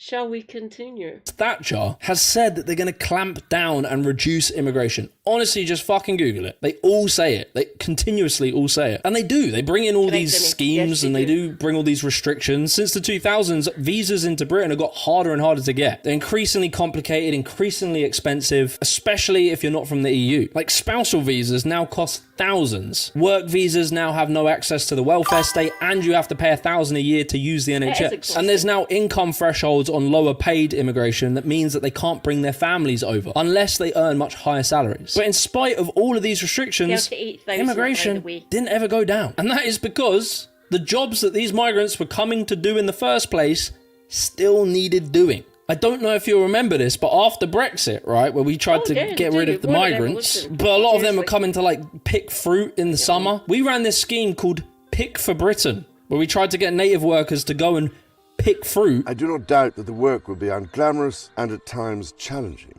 but it is of the utmost importance, and at the height of this global pandemic, you will be making a vital contribution to the national effort. So I can only urge you to pick for Britain. About fucking 10% of the jobs got filled, and most people just left after a day because it's back-breaking hard work for shit money. It resulted in UK farms losing £22 million worth of fruit literally because they had a lack of people picking them. And it's this, right? It's this just economic fact, this need for labour, which is why every single politician that ever comes in and tells you they're gonna reduce immigration, it's this that is why they can never do it. Like, think about it. Giorgia Meloni, she basically flip-flopped on her immigration policy, and now people don't like her anymore. And she was a very extreme anti-immigration person. Do you think she randomly just fell in love with migrants, or do you think that she realised it can't be done? Trump himself has actually also softened his stance on immigrant labour. On immigration, what made you change your mind? Our farmers are being hurt badly by, you know, they have very good workers. They've worked for them for 20 years. They're not citizens, but they've turned out to be, you know, great. And we're going to have to do something about that. We can't take farmers and take all their people and send them back because they don't have maybe what they're supposed to have, maybe not. And you know what's going to happen and what is happening? They get rid of some of the people.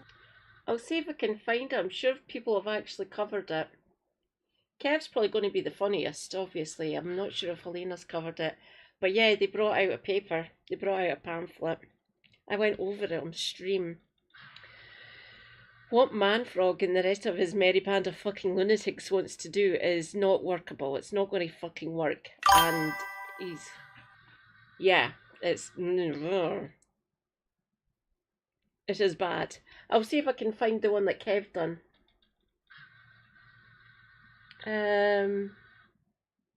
When was it out? It was out in August.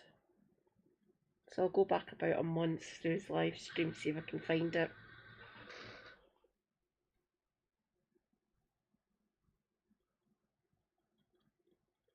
Oh no, full on crisis. What he wants to do is just fucking lunacy. But that's Manfrog for you. I'll see if I can find it once we finish watching this one from Jimmy. Because, you know, you go into a farm and you look and people don't, they've been there for 20, 25 years and they've worked great and the owner of the farm loves them and everything else, and then you're supposed to throw them out, and you know what happens? They end up hiring the people, the criminals that have come in, the murderers from prisons and everything else. So we're going to have an order on that pretty soon, I think. We can't do that to our farmers, and leisure too, hotels.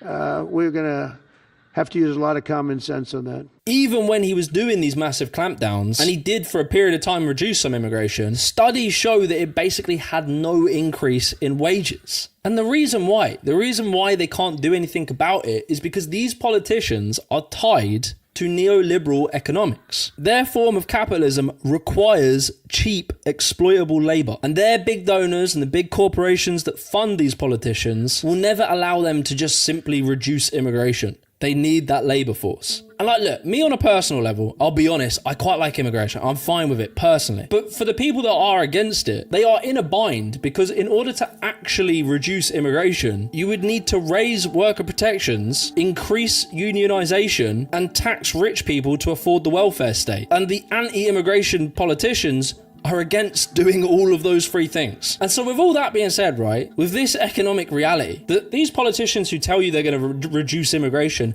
they know they can't do it. This is why they shift the goalposts. In order to divert your attention away from reducing immigration in any meaningful way, these politicians will do these theatrical stunts, like Trump doing all these raids on Home Depots, etc., sending migrants to El Salvador. And here in Britain, our politicians banging on about the boats and the boat crosser, the boat people. All they are doing is a political song and dance to make you focus on a new boogeyman, which is illegal immigrants. Dun, dun, dun. Now, I've talked about illegal immigration before, but we'll go over it a little bit again here, because this is really important, because illegal immigrants kind of work as like an ideological propaganda. Because, in reality, illegal immigrants make up an incredibly small subsection of society. There's around about... Give me a sec. Oh, yeah, put it up.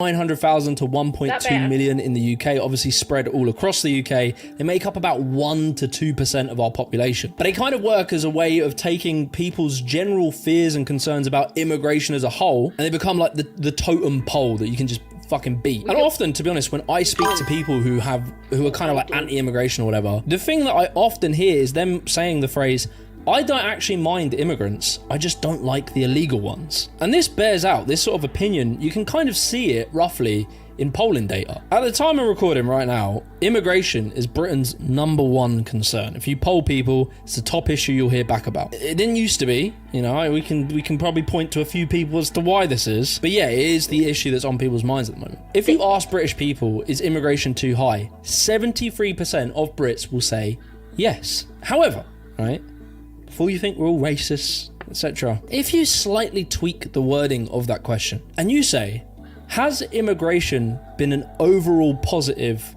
to Britain? About 65-ish% of people will answer either yes, it's a positive, I don't know, or they're just neutral about immigration. The overwhelming majority of people are not fundamentally opposed to immigration. They're concerned that the numbers are too high. And this is interesting because there is an actual nuance in the attitudes of the general population, a nuance which is completely lost on politicians. And I do think a lot of it can be associated with this whole illegal immigration thing. This perception that people are sneaking into the country illegally and they're breaking a law by coming in, like this idea that these are all criminals. How many people do you want whose first act of coming into the country was to break a law? You hear that one a lot. And these talking points are often generated by the media, and they're quite clever because they often muddy the waters when it comes to the difference between legal immigrants, illegal immigrants, and refugees. That we have a safe and legal route that is potentially open to millions and millions and millions and millions of people. You see, because that's the scare story we get, right? It's like no, please, because this is how it's always presented. It's either hundreds of millions of people, the entire world, everybody comes here, or what we have now. And that's actually not the real choice. No, it's not. Yeah, well, I mean, technically, territorial asylum is theoretically open to hundreds of millions of people. The fact of the matter is 25,000 people have come this year. That is a drop in the ocean. You and I both know that, don't we? We know that that is a tiny proportion, absolutely. Even of immigration. Yeah, I'm not disagreeing to all I'm saying. So, I want to make a few things clear. Firstly, boat crossings, which gets a disproportionate amount of media coverage, most of them, the people coming over on boats are overwhelmingly legitimate refugees. 70 to 75% of people who apply for refugee status are deemed to be genuine. These tests are very rigorous. They're tested on accents, knowledge of the local language, local dialects, local currencies, knowing about the politicians, the story of the war that's happening in your country, all these things that are relatively hard to fake. Like, let's pretend I'm the border guard as a Brit, an American comes in and he tries to pretend to me that he is a Brit. Oh, hello, mate. Harry Potter on Tuesday, innit? Fuck off, mate. I'm going to fucking suss him out pretty quickly, right? Now, bear in mind, of all immigration, boat crossings are about like 3% of all immigration. It's a very small amount. And the idea that they're breaking the law is not true. They've not broken a law. Under UN human rights, which was agreed after World War II because, you know, like the Jews and that, every human, yourself included, should you ever need it, and the way things are going, you might need it, has a right to seek refuge in other countries. This is a good thing. Like, imagine us YouTubers took over the country and we start persecuting TikTokers. The TikTokers can go to France. It's nice over there. It's going to be perfect for your TikToks. And speaking about France, often people will say, well, hang on, if they're real refugees, why don't they stay in France? France is safe. And this is true. However, France already takes 50% more refugees than we do, and they have a massive backlog, long waiting times to get your refugee application processed. And they too also have a big anti-refugee thing going on, so they're trying to reduce their numbers. So many refugees in France are forced to live on the streets, or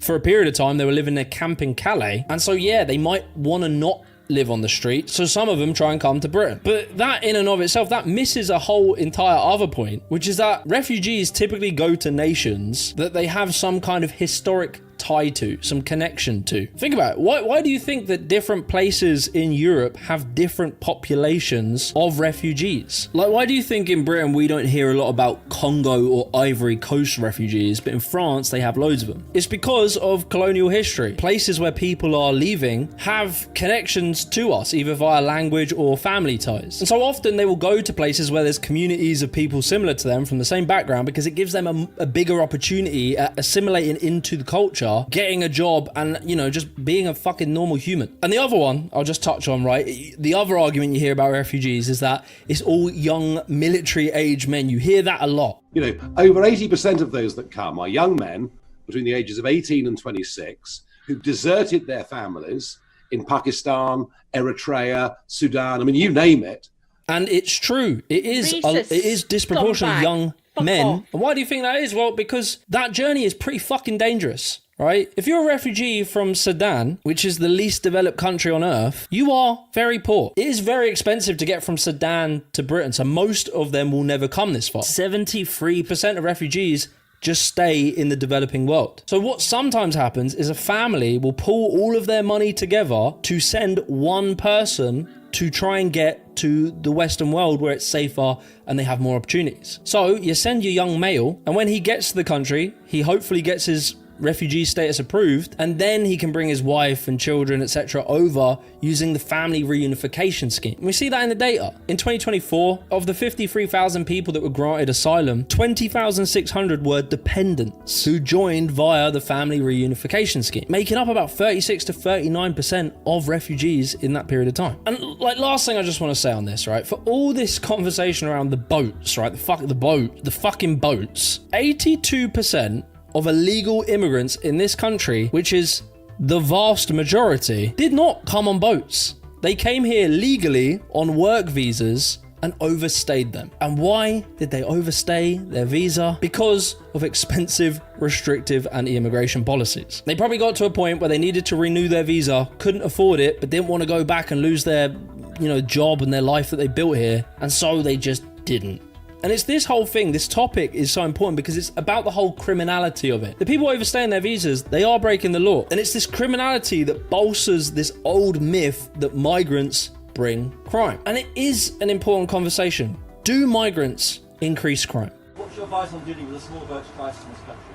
What is it? The small boat it's crisis. about the boats coming over the channel, so we're taking a lot of action to stop people coming over the channel who shouldn't be here, stopping them coming in the first place. Well, look, immigration is a big factor. Part of the problem with this whole muddying of terms, confusing illegal immigrants with legal immigrants and refugees, is that it means that people often tar all of them with the same brush, where they don't all act and behave the same way. Legal migrants, people who came here on work visas, etc., are statistically less likely to commit crimes than natives. This has been shown in endless data all around the world, and it's obvious they don't want to get kicked out of the country. UK studies have shown similar or slightly lower levels of criminality than natives. And I mean, you just have to think, we've seen so much immigration in the last 30 years, but crime rates have come down significantly since the 90s when it all started. But when that first generation of migrants has kids, the second generation, they tend to show more similar rates of crime as the native population. They become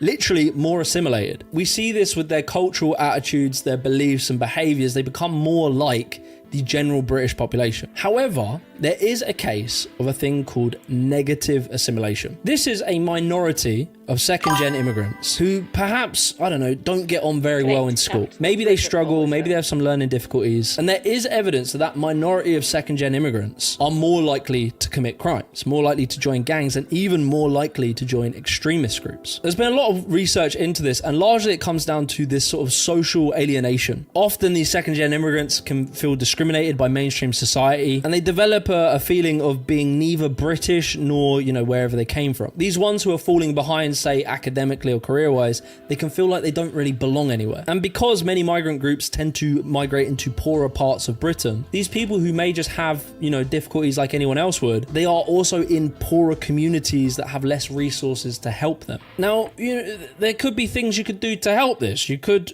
offer more support. Perhaps don't allow areas to become run down and criminal. Perhaps ensure employment, invest into people, but you can't do that because that is woke communism and that is bad. So that's legal immigrants, and then that's second generation immigrants. The third would be refugees. And if you look at it, the general trend will be the quicker that you can get refugees into work and bring their family over, their crime rates tend to be similar or lower than natives. However, if, like we do in Britain, you put them in a hotel for 2 years in limbo waiting for their case to be reviewed, it has been shown, in EU data at least, that in that second year there is an increase in criminality. It's not massive, but it does exist. And you do always have to take this data with a pinch of salt. It has been shown in Britain that people are more likely to report a crime if the perpetrator is brown or black. So obviously that can skew data. But it's not unreasonable to believe that if you force men to live in a hotel full of other men for 2 fucking years without the ability to work, and they have to live off of £49 a week, it's not far-fetched to say that some of them might start nicking some shit or selling some drugs. It's not unreasonable. But look, all this nuance, right? It doesn't really fucking matter because it's this fear of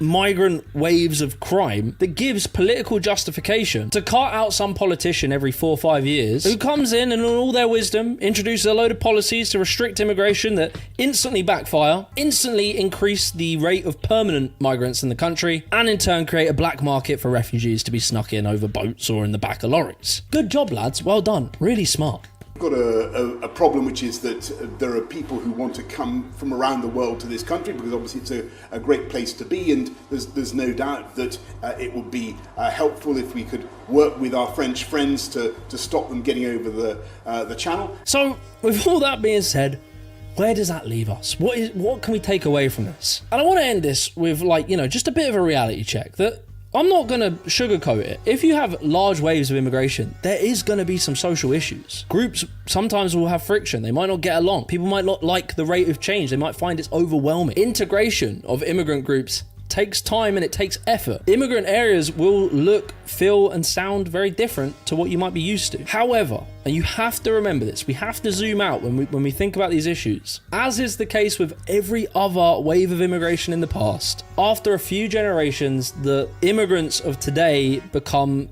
British people of tomorrow. In the same way that the Caribbeans, the Irish, the Polish were all once looked as outsiders, as unassimilated and backward and different. Now they are just a part of us. The same will happen with this current immigration. It will just take time and effort. And I have massive sympathy for these poorer communities when they get lots of waves of immigration. I didn't really touch on this, but refugee housing is run by private companies in the UK who, in order to make profit, house them in the poorest parts of Britain, communities that have been underinvested in and are already struggling. And those locals might feel annoyed. They might feel like there's now more competition for housing. They might see that their hospitals are already struggling, that their schools are overcrowded. But you have to remember, it is not the refugee, it is not the migrants' fault that your hospitals are underfunded. It's not their fault that the government didn't build housing despite every single consecutive government promising to build housing. But we have to think about, how do we fix this? 5, 4, 3, 2, 1.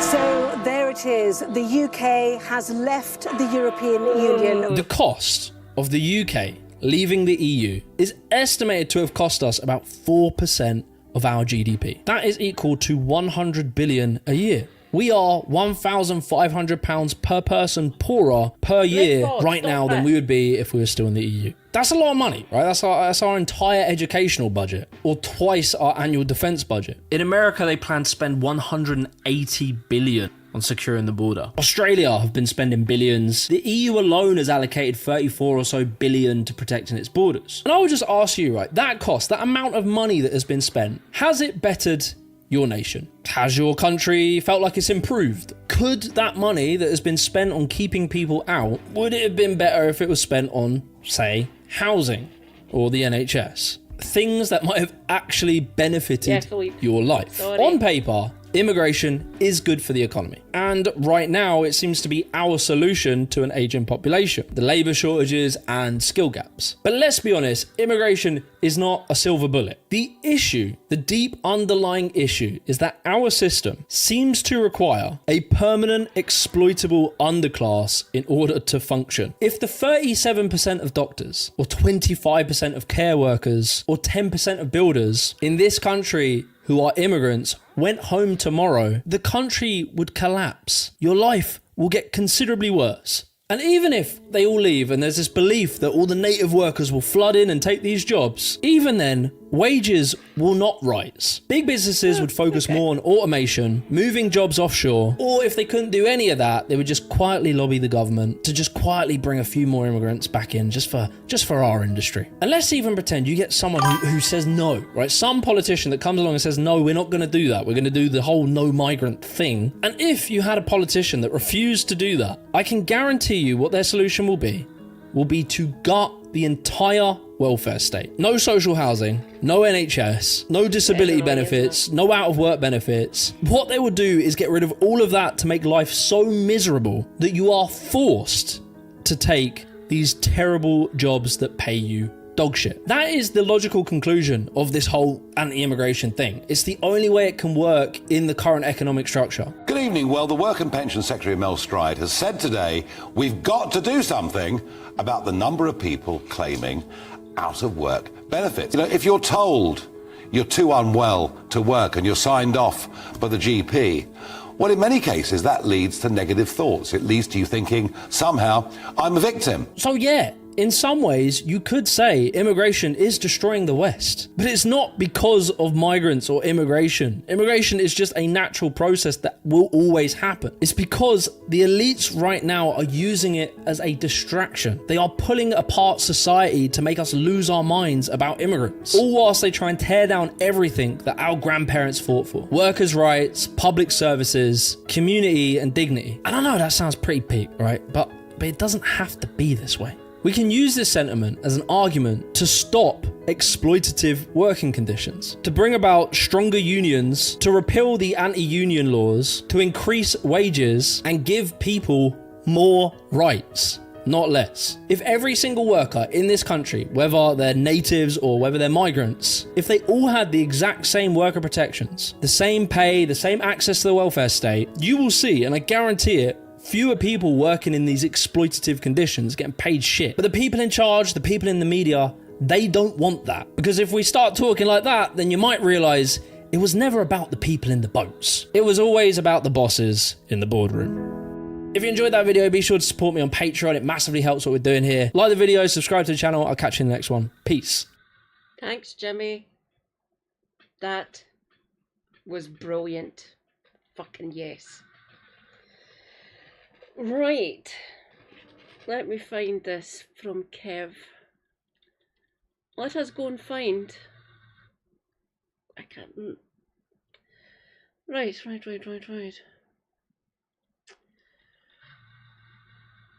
Let us go and find Brummy Comrade, because he be based and he be Brummy. Oh, look at the face, look at him. Hello, Kevin. The best leftist you've never heard of. Videos might be in here. Give me a second.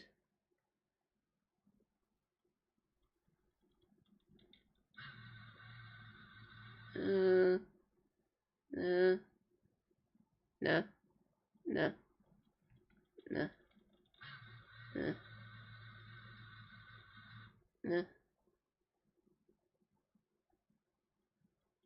Oh no.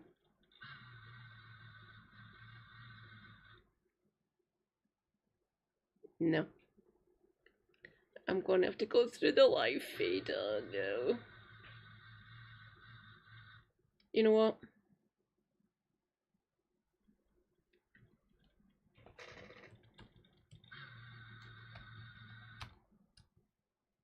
Oh.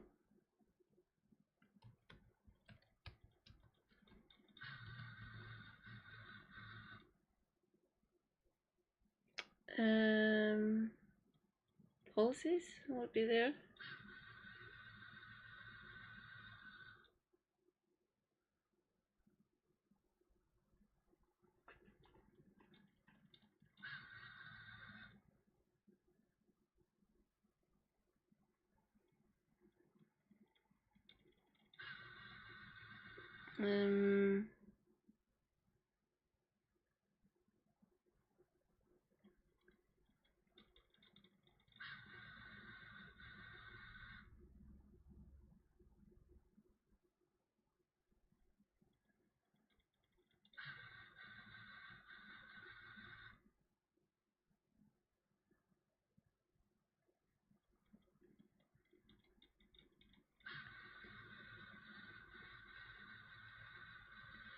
Operation Restoring Justice.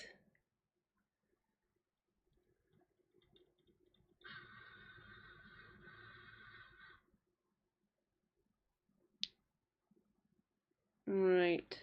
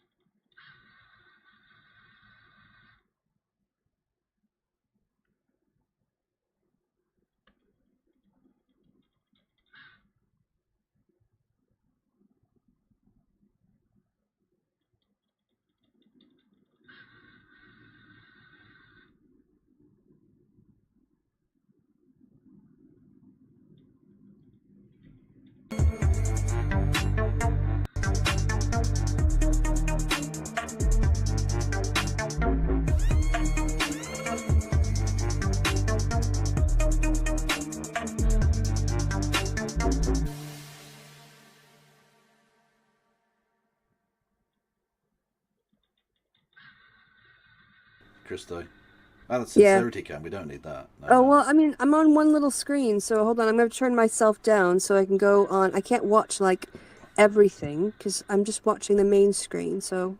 Oh, I turned you down if you're talking. I'm not listening to you right now, because I don't want to hear the... I don't want the echo to come up, so... All right, hold on. Don't take your hat off yet. Hold on. Oh, there you are! Oh, look at you. Okay. No. Okay, now I can't play the thing and hear you at the same time, so I have to turn this.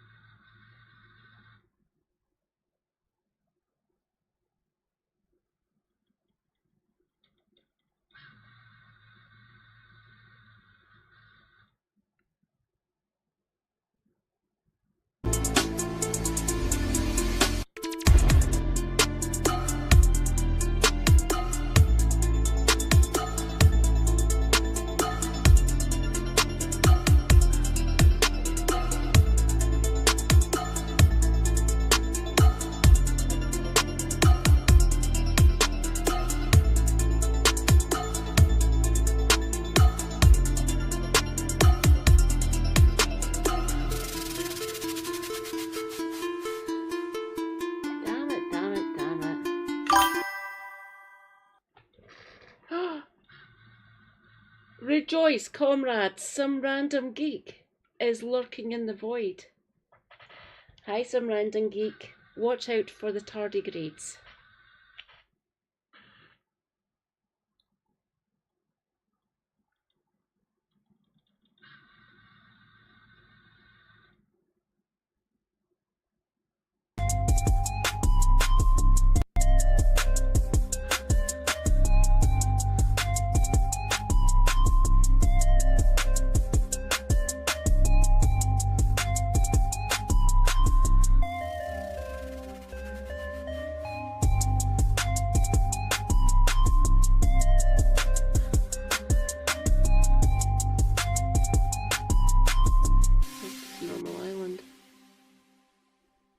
Okay.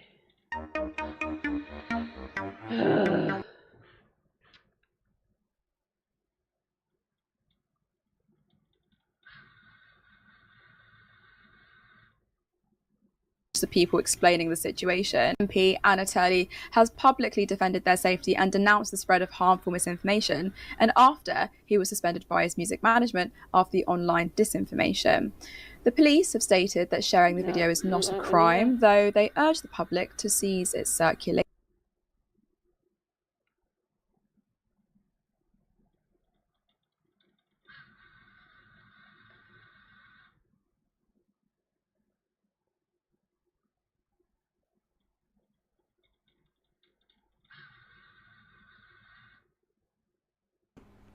So, yeah, football news.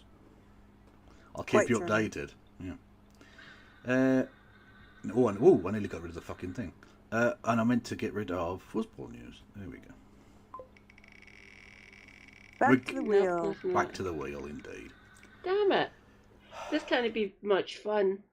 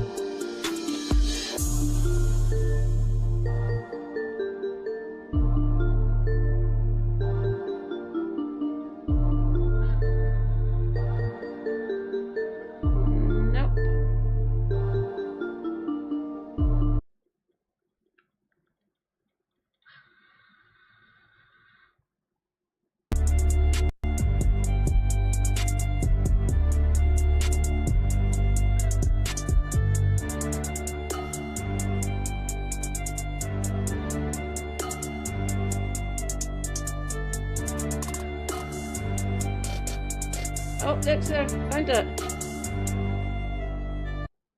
The two major parties. F the fash. 30.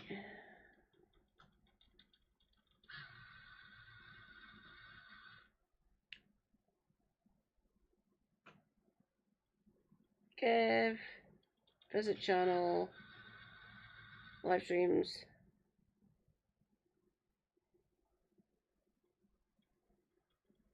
F the fash.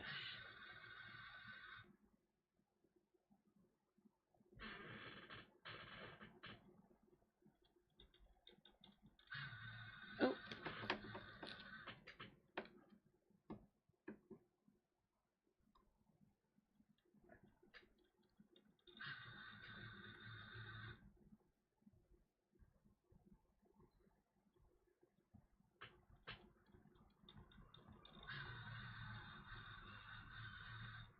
Yeah, 702.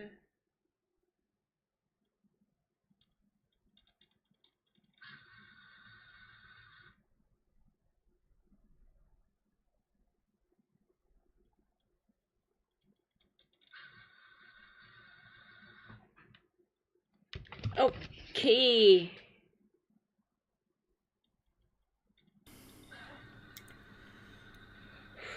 And I suppose the problem is that the media have pushed it to the point now where literally this has been the front page of the Daily Mail. The Daily Mail, might as well be, of the BBC website, right? So that's bbc.co.uk. Reform prepared, blah blah blah, and then how deliverable are reforms plans on migration? And they had an earlier one which was how reform changed the discussion on immigration. And they putting that out unironically without realising that the very fact that they have platformed this man and given him such huge big ups for so many years that they are the reason that they've been able to change the discussion on immigration.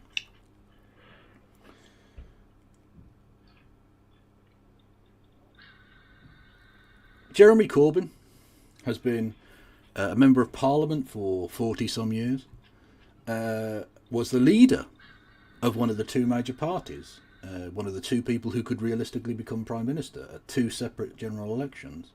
And he was on BBC Question Time once.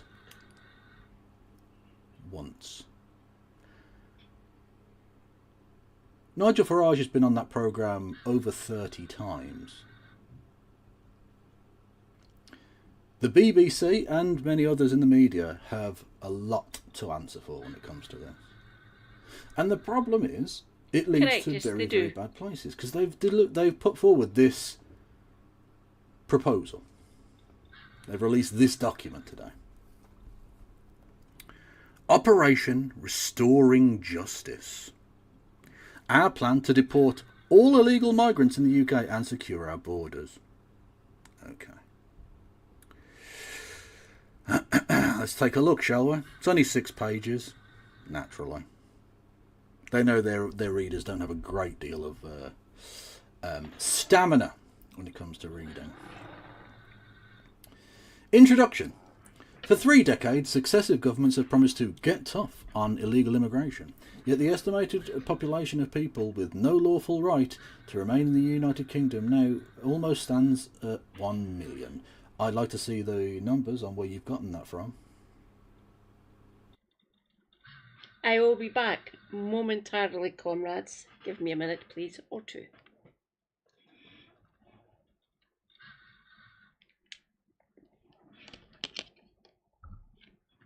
I will not be long. 2 minutes.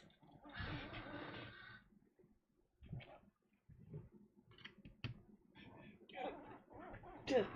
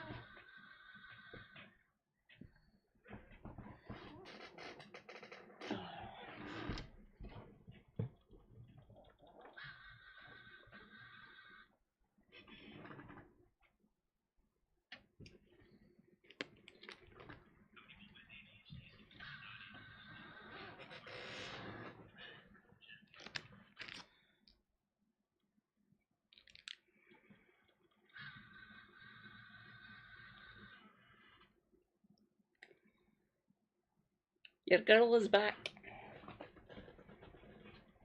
Hello, hello. Okay. Don't trust a single fucking number you see in this document, by the way, because it's almost certainly bullshit. Their continuing presence, it corrodes the rule of law, costs billions in accommodation and welfare costs, apparently, distorts low-wage labour markets and signals to the world that Britain's borders are open. How does it corrode the rule of law, particularly?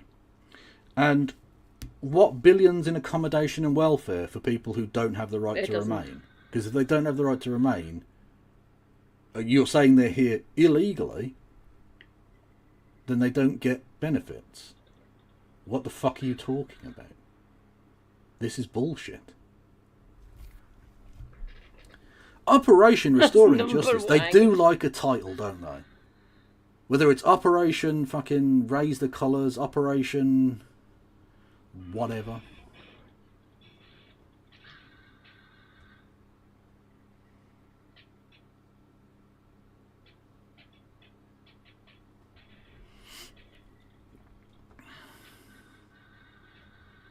They do like a... It's very Action Man, Team America, you know, that sort of thing. Operation Restoring Justice is Reform UK's answer. A 5-year emergency programme intended to identify, detain and deport illegal migrants in the United Kingdom and to deter any future build-up by demonstrating that unlawful presence has now has an ironclad consequence: swift removal. Where to, Prisay? The plan combines an uncompromising legal reset with national-scale enforcement through a new deportation command. Now, these are highlighted sentences with no link, so I don't even know what this fucking means.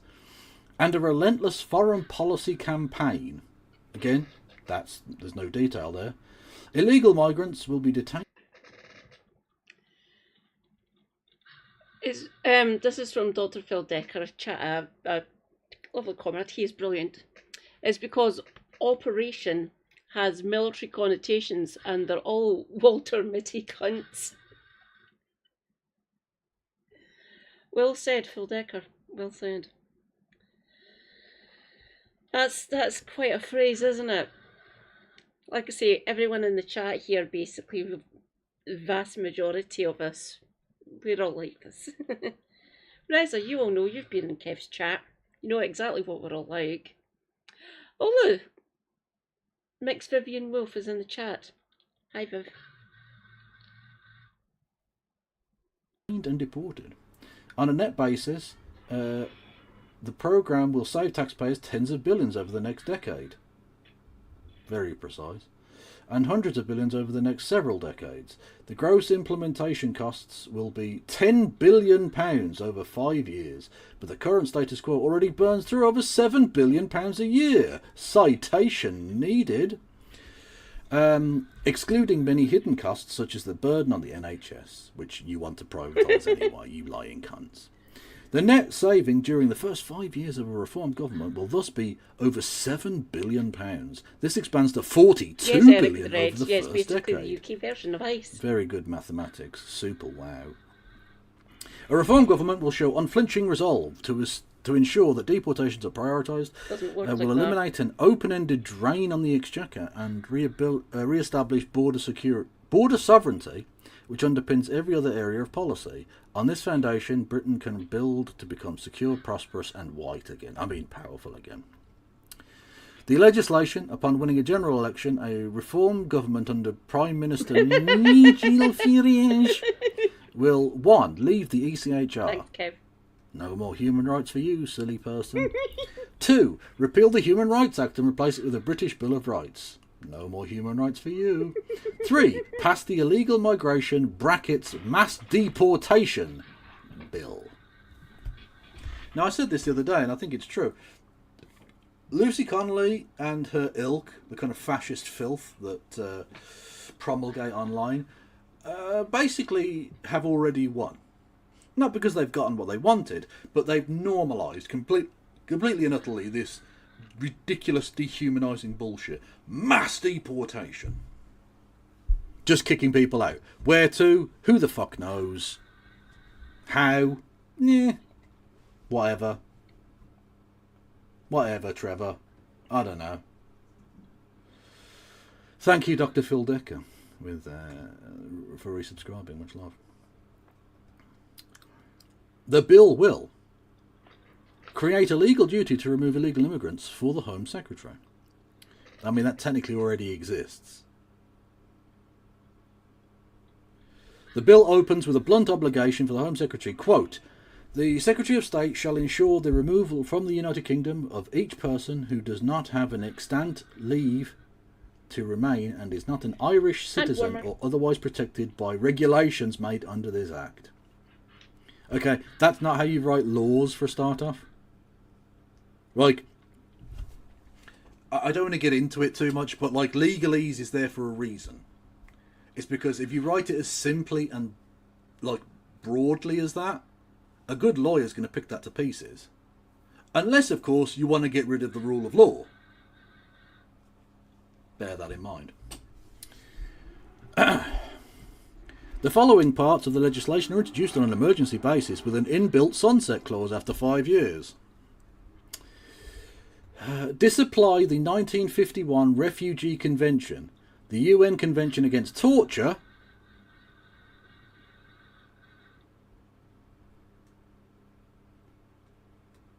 can we zoom in? Can we zoom in? Like, I need to zoom in on that.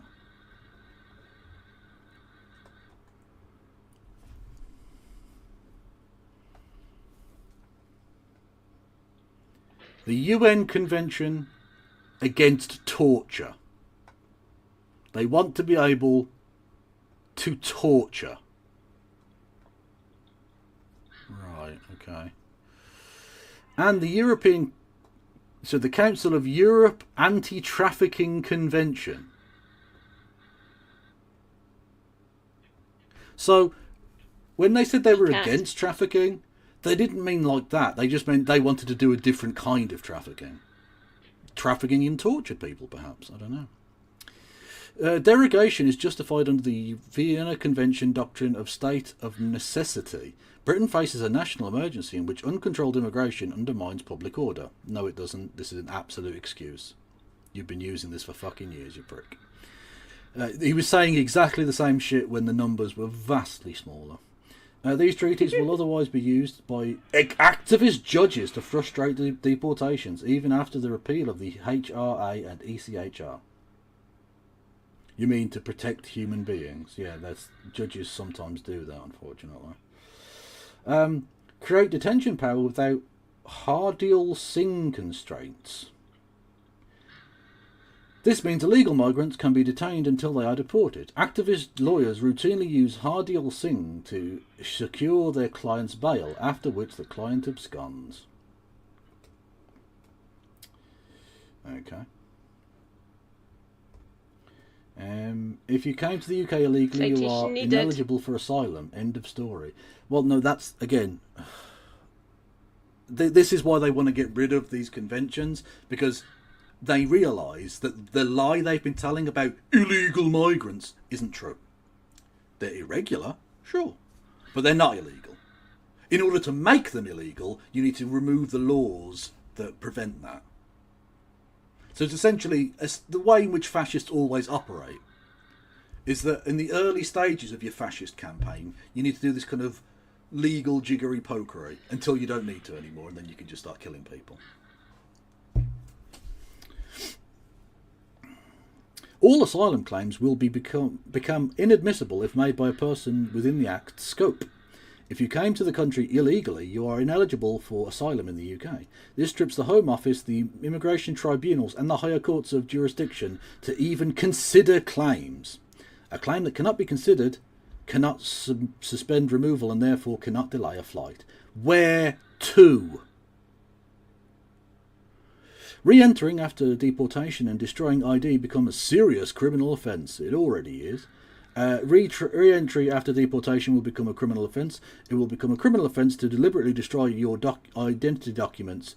Does that include the Stars of David that you're going to make on people sew on their clothing? Or or the red triangles, or the other symbols that people will have to put on their clothing. I don't know.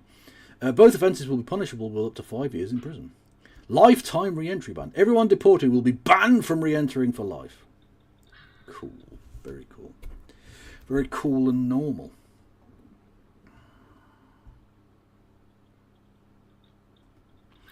I think ChatGPT knows how to write a law. Well, that's good, because all they've got is AI slop, as we saw yesterday from that weird fucking thing.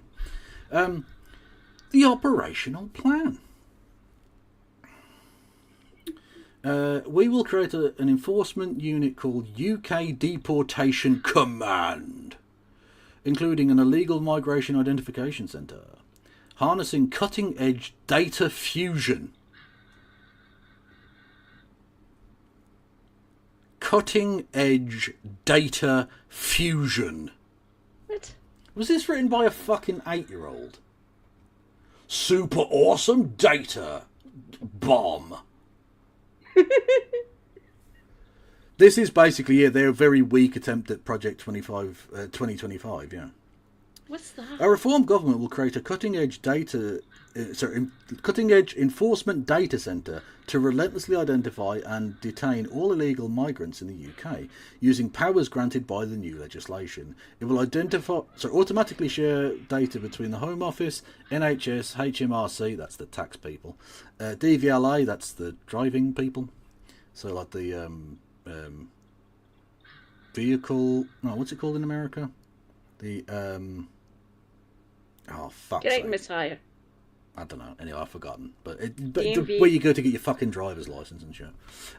Banks and the police. DMV. It will power bulk warrants, including mandatory biometric capture during any police encounter. Any police encounter. So even if it's just like if the person's totally innocent. Awesome, cool. Very normal. That won't be abused by the powers that be. Naturally. Each power addresses a failure mode observed over the past decade. For example, banks and GP surgeries unaware of customer status, or overstayers slipping through because of a warrant covered only a single property. See, that's the thing. The DMV, the Department of Motor Vehicles. Yes. Anyway. And it is as ludicrous an organisation in the UK as it appears to be in the US. Bureaucratic and time-wasting, and you have to fill in a million fucking forms. Nightmare. Anyway, this is the problem you're going to run into.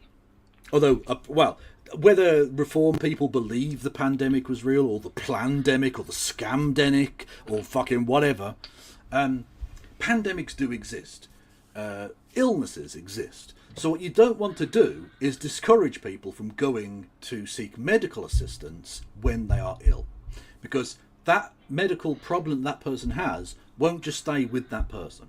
So say, for instance, even if there is an illegal migrant here in the UK, Mr. Farage, by the way, Farage, not a very British name, and they have some kind of, I don't know, COVID or something.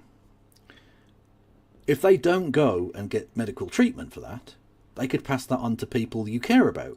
White people. Let's be honest. Let's be entirely honest what this is about. White people.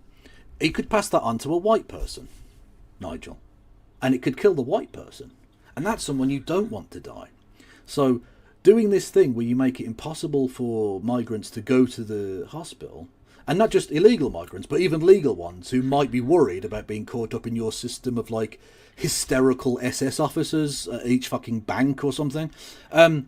They're not going to go to the hospital. They're not going to go to the GP surgery because they're scared that you're going to send them to whatever country you've decided. Fucking South Sudan, perhaps, along with the Palestinians that Israel wants to send there. Who fucking knows?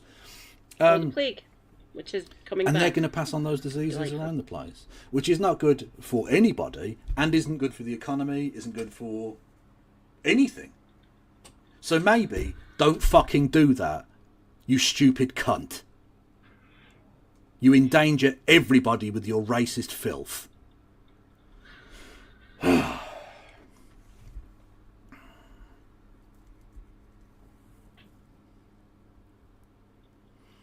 Secure Immigration Removal Centres, SIRC, will be built rapidly to detain up to 24,000. Thanks, user name identity.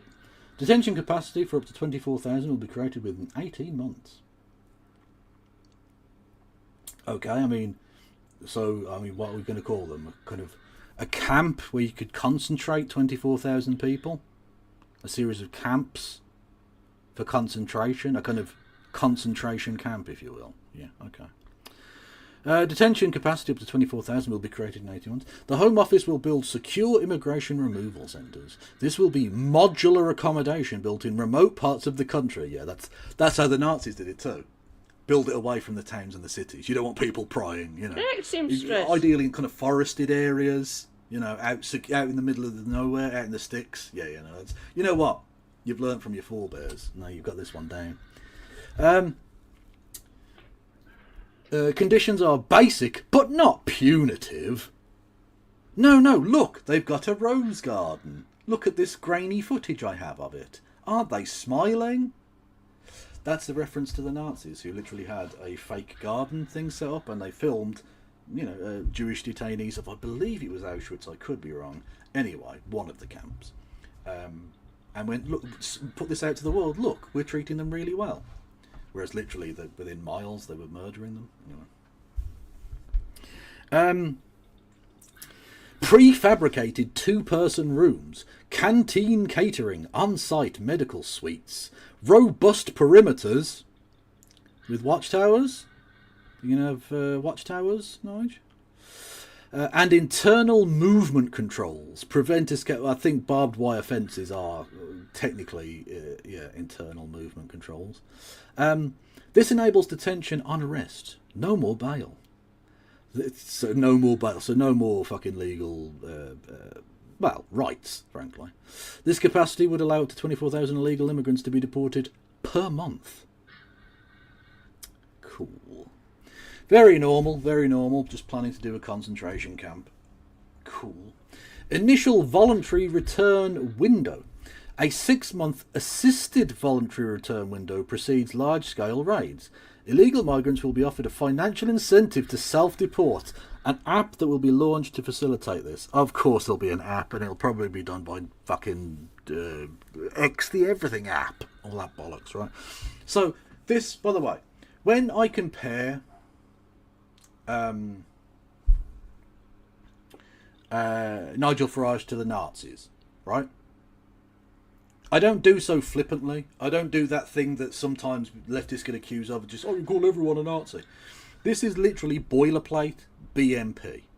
For those who don't know, the BNP, the British National Party, a now defunct political party, that went bankrupt and all the rest of it, they were the first kind of big iteration of the kind of rise of fascism in the 21st century. And they were just out-and-out neo-Nazis. Like, literally, the leader of them, Nick Griffin, a man with a face that suggested a lack of genetic superiority. I'll just put it that way. That or a difficult birth. I don't know. Anyway, he literally was like a Holocaust denier and stuff, right? Look, they were out-and-out neo-Nazis. And their big plan was to offer money to brown people to leave. So, as I've said before, every kind of ethno-nationalist movement starts off by putting forward a peaceful ethnic cleansing campaign, right? They all do this because they realise if you go in saying, we're going to murder people, we're going to go in at gunpoint and force them off a fucking cliff, right? That seems bad. That's the putting the frog in boiling water. Whereas what you want to do is just heat the water up. Which, by the way, that frog thing I learned the other day, or the other week, or the month, whatever, that doesn't actually work in reality. The frog will feel the water warming up and jump out. It's bollocks. It's a complete lie. But you understand the point I'm making with the analogy, right? So they all have to do a peaceful ethnic cleansing. They always have to do this. The Nazis did it with trying to force Jews to leave. They did it with a slightly more aggressive, but not necessarily outright, directly murderous campaign of trying to get them to leave to go to Palestine, and they had the Madagascar plan, and so on and so forth. And it always, always, always ends in murder. Every fucking time. Because regardless of how bad it gets, the people don't leave. Because people generally don't want to. When, even at the height of the Holocaust, even at the fucking height of the Holocaust, there were still Jewish people who didn't want to leave. Even ones who potentially could have, they didn't. They stayed where they were. They hid in place. They hoped to ride the problem out. So even under that pressure, some people don't want to leave. So your peaceful ethnic cleansing never remains. No Bolsheviks. No, they don't. And it'll be the same here if this ever gets a chance to get off the ground, which we need to fucking fight tooth and nail to ensure it doesn't. Because as soon as they start setting up the concentration camps, it's a very, very slippery slope. And yeah, the BNP's plan was literally to pay brown people to It doesn't leave. work. So it wasn't going to be forced repatriation. It won't. It was going to be paid repatriation. And I'll say that now, what I said then, the same joke, which is, this is racist, okay? This policy is racist. And I don't mean just racist against brown people. I mean racist against white people too.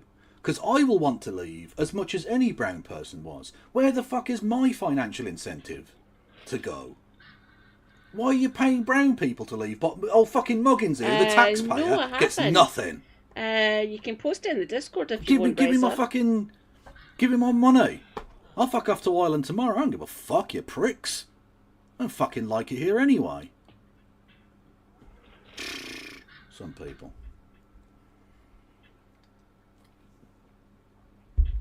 So Netflix, I'll ask you my can mum pay to record it for Kev me. to She's got repatriate. Netflix up the road You in can. Perth.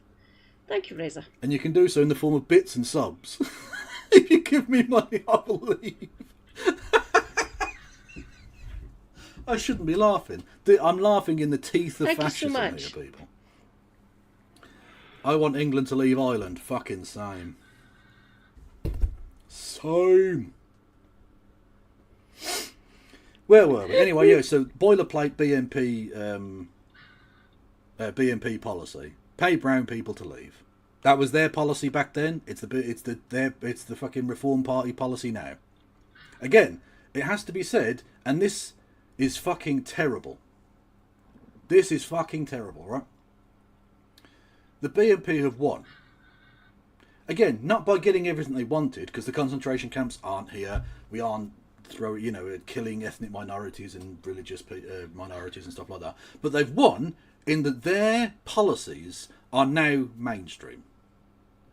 Their policies are completely acceptable. They're within the Overton window in a way that they fucking weren't 25 years ago, or 20 years ago, or even 10 years ago.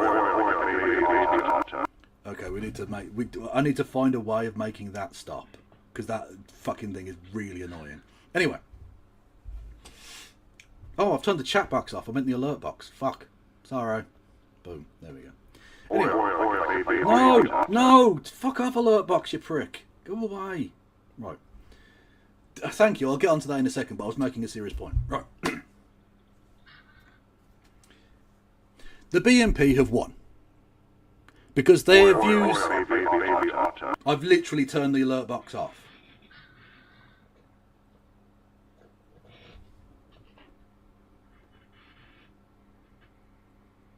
Are you going to do it again? Now I'm just waiting. Fuck off, you cunts! Literally fuck off. Deport the alert box. True. Fucking alert box. I'm trying to make a serious actual point. Not a dick joke. Not a fucking... Not me talking about fingering a dead person. An actual fucking... Is the YouTube thing open? Hang on a minute. I mean, I do have it open, but I've got it muted. No, I've got it muted and it's not playing. Anyway, thank you, The Good Globalist. Which, by the way, you stole my name. I'm The Good Globalist. There's only one. There can only be one of us, and it's me. Okay? But thank you for the 5 gifties on YouTube. Much love. Anyway, the British National Party, the Fash, have essentially won. Not in getting their policy through, yet, but in normalising Please stand by. We're that kind of experiencing rhetoric in a way that wouldn't have been well said, we would. several years Thank you, darling.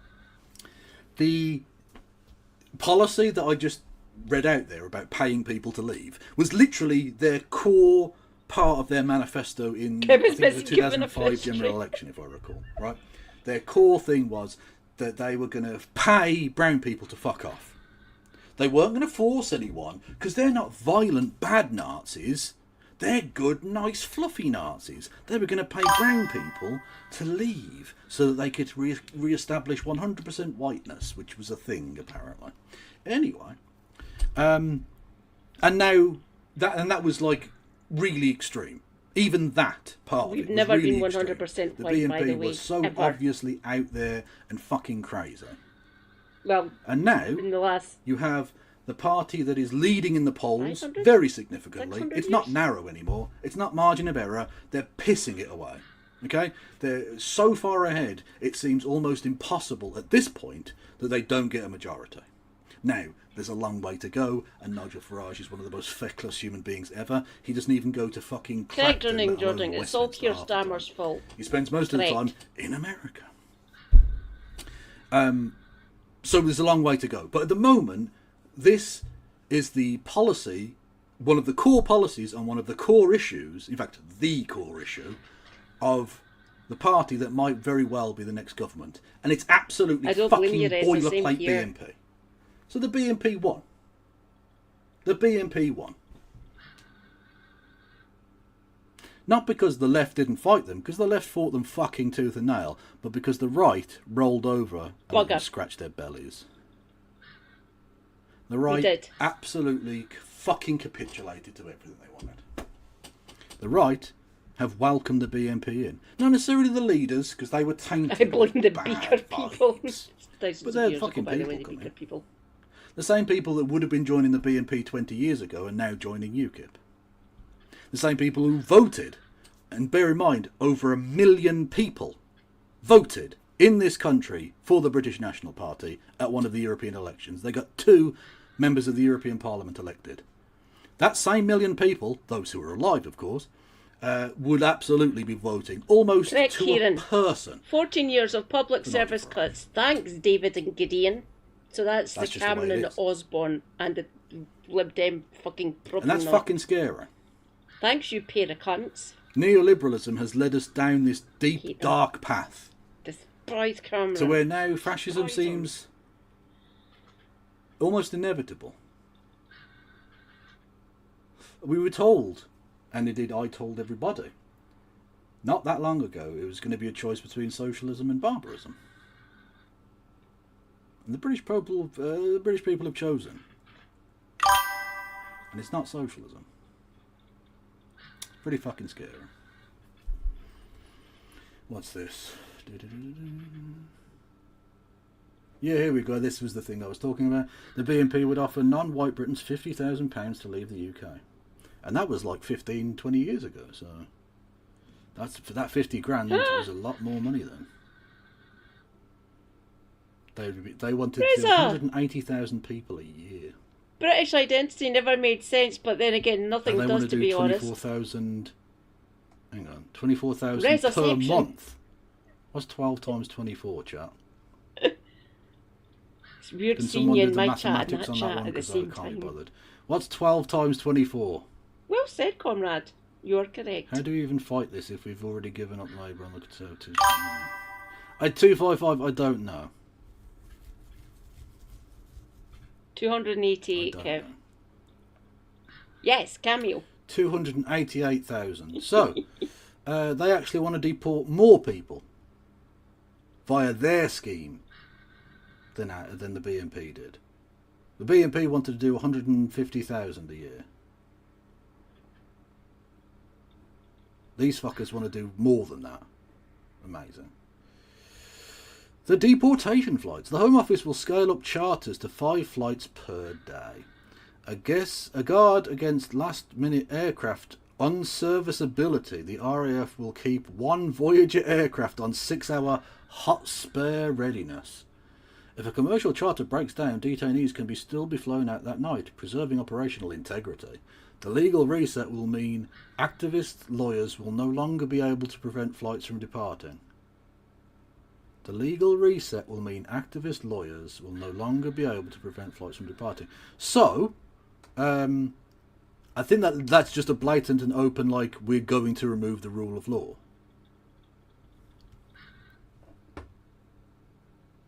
They're going to remove the rule of law. Yeah. So basically, lawyers can't do anything luck. to prevent their clients from facing legal consequence.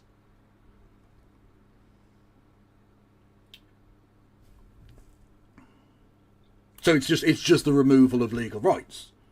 It's the removal of any... This is Project 2025. Just get rid of the courts. Don't allow the courts or the lawyers to choose to decide anything. This is just blatant fascism. This is just blatant fascism and nothing else.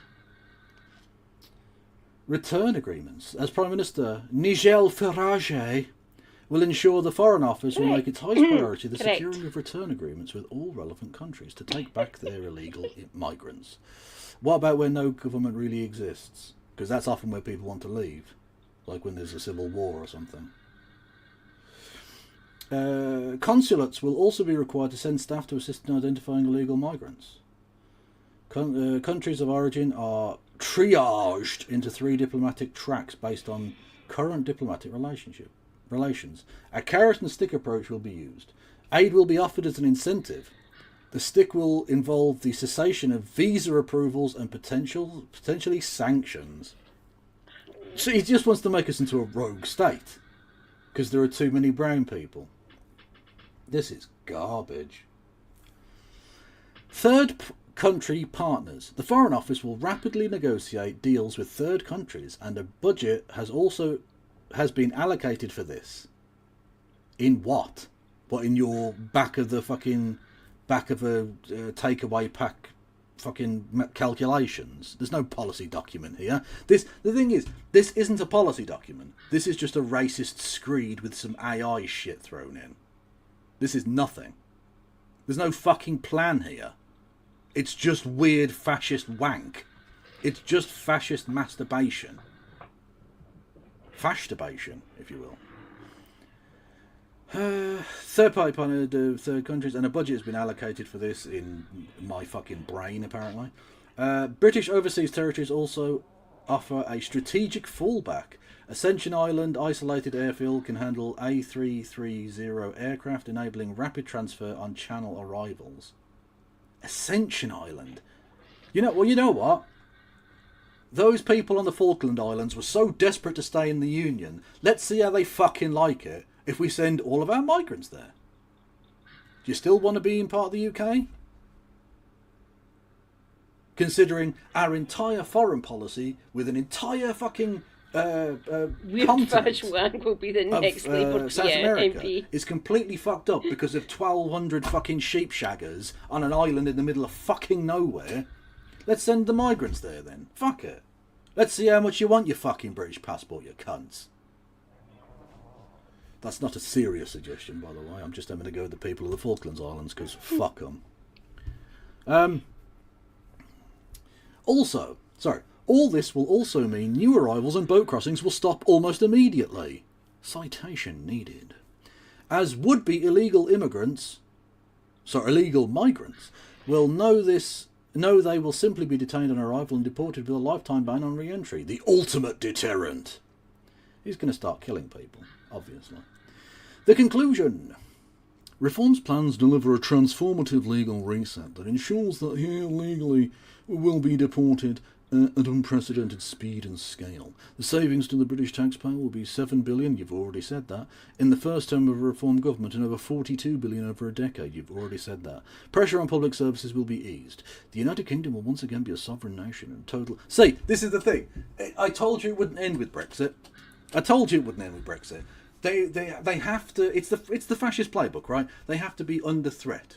There has to be internal enemies, activists, judges and lawyers. And there has to be an external threat, the migrants or the European Convention on blah-de-blah-de-blah.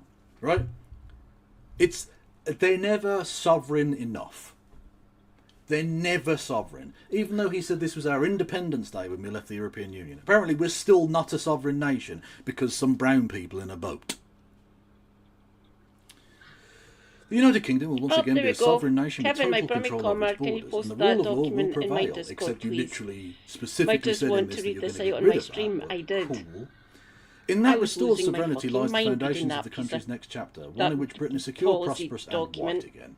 Powerful again. Gah. Right. That was fucking dystopian as all hell. And it isn't, by the way, it isn't even a plan. When it says Operation Restoring Justice, it's not an operation, it's nothing.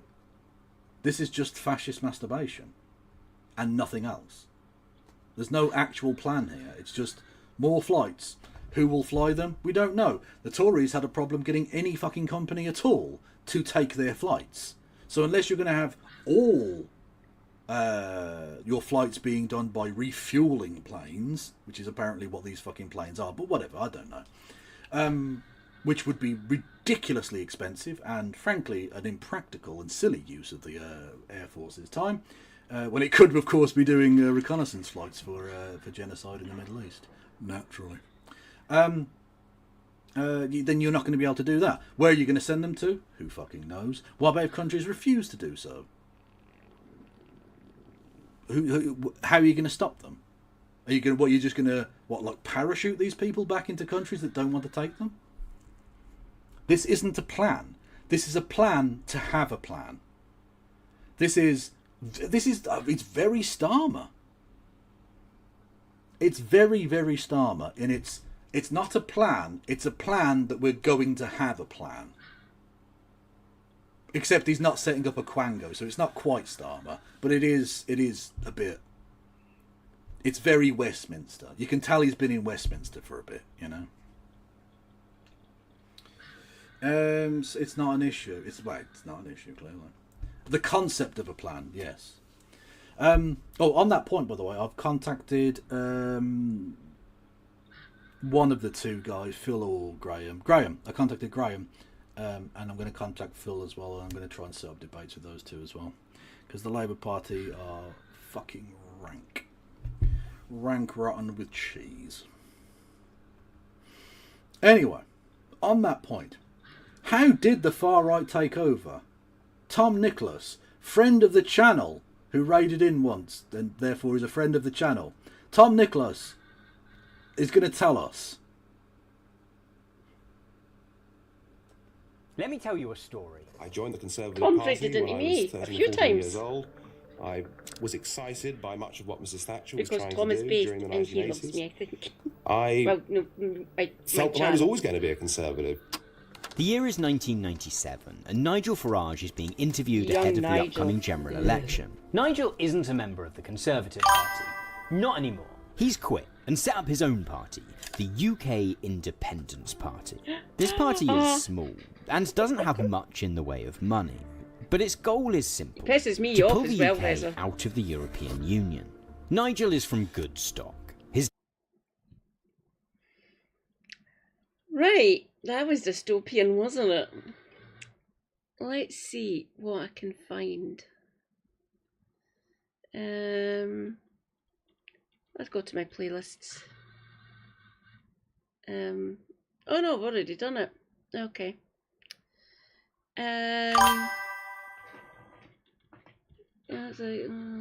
Industrial communities. Yes, correct. We just need to educate our Irish and Welsh comrades, Reza. I'm doing that.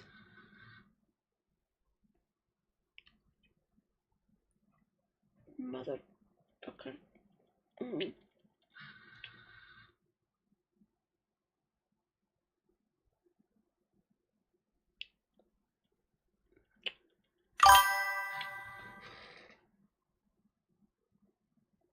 Yes, yes. Delightful. Yes, what a cunt.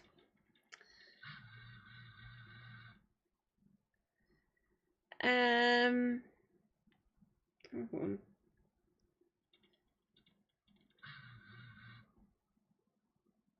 What's this?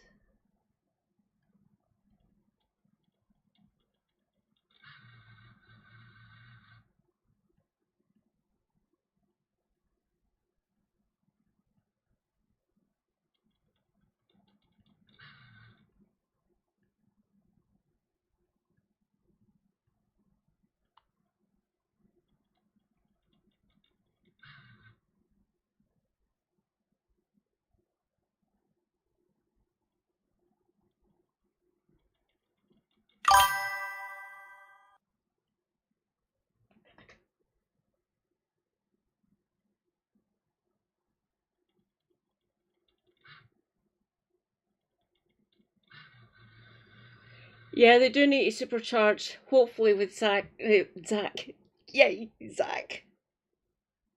They'll get supercharged and they can come in and basically metaphorically deal with reform.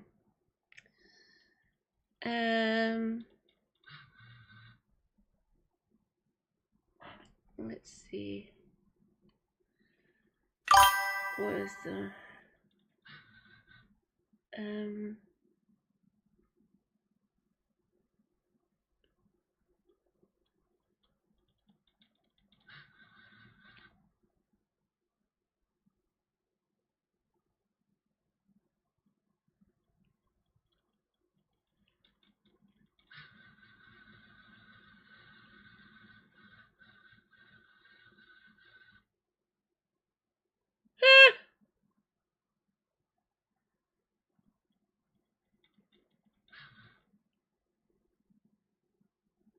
Fuck it. Fuck it. Fuck it. That should be fun. Where are we? Novara Media. There's a channel? Videos. Where'd it go? There it's there. Okay. Glenner got arrested. Na na na na na. Okay. You can calm right down. I will calm right down, but if you cuff me, I swear to God, I'll get from you. Don't cuff me for standing up for women's rights. Don't cuff me. Right. You need to calm down. That was audio from the arrest of Harvard TED co-creator and somewhat obsessive anti-trans activist Graham Linehan on Monday morning. The arrest took place at Heathrow Airport after Linehan stepped off a flight from Arizona in the United States. He says he was taken to a police cell, interviewed, and then released on bail with only one condition: no more posting on X. No. In a statement, the Metropolitan Police gave some of Linehan's posts on social media as the reason for the arrest, saying this: the man in his 50s was arrested on suspicion of inciting violence. This is in relation to posts on X. He has now been bailed pending further investigation. Now, the police haven't said what posts triggered the arrest, but Linehan has said it relates to 3 posts from April this year. So the first 2 are from the 19th of April. One is a photo of a rally in support of trans rights that took place in Brighton in the spring with the caption, "A photo you can smell." Then in response to a comment on that first post, Linehan said, "I hate them, misogynists and homophobes. Fuck them." The third post was published the next day with Linehan saying this: if a trans-identified male is in a female-only space, he is committing a violent, abusive act. Make a scene, call the cops, and if all else fails, punch him in the balls. Now, we only have Linehan's words that these were the posts behind his arrest. The police haven't confirmed this. I mean, my own personal opinion is that the first 2 tweets are very different from the third tweet. So the first 2 tweets were rude. The third tweet is incitement. Whether or not that warrants an arrest is a question we'll discuss. Linehan, for his part, also says it wasn't just a couple of bobbies waiting for him at the airport, but 5 armed police officers. To many, even those who deplore Linehan's views, the whole episode did strike one as overkill. Now, one of those people who thinks that this was inappropriate behaviour from the police, or at least from sort of law enforcement in general, was Mark Rowley, Met Commissioner. He's released a statement saying this: while the decision to investigate and ultimately arrest the man was made within existing legislation, which dictates that a threat to punch someone from a protected group could be an offence, I understand the concern caused by such incidents given differing perspectives on the balance between free speech and the risks of inciting violence in the real world. Most reasonable people would agree that genuine threats of physical violence against an identified person or group should be acted upon by officers. Such actions can and do have serious and violent real-world implications. But when it comes to lesser cases where there is ambiguity in terms of intent and harm, policing has been left between a rock and a hard place by successive governments who have given officers no choice but to record such incidents as crimes when they're reported. Then they are obliged to follow all lines of inquiry and take action as appropriate. He says, I don't believe we should be policing toxic culture wars, debates, and officers are currently in an impossible position. I have offered to provide suggestions to the Home Office on where the law and policy should be clarified. Greater clarity and common sense would enable us to limit the resources we dedicate to tackling online statements to those cases creating real threats in the real world. If agreed, we could be ready to test new approaches quickly within a matter of weeks.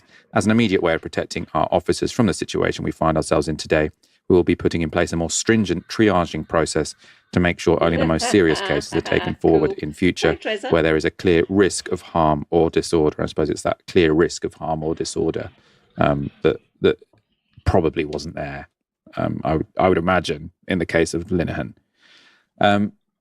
The Met Police have now dropped their investigation into Graham Linehan, and Health Secretary Wes Streeting sided with Mark Rowley on the Today programme.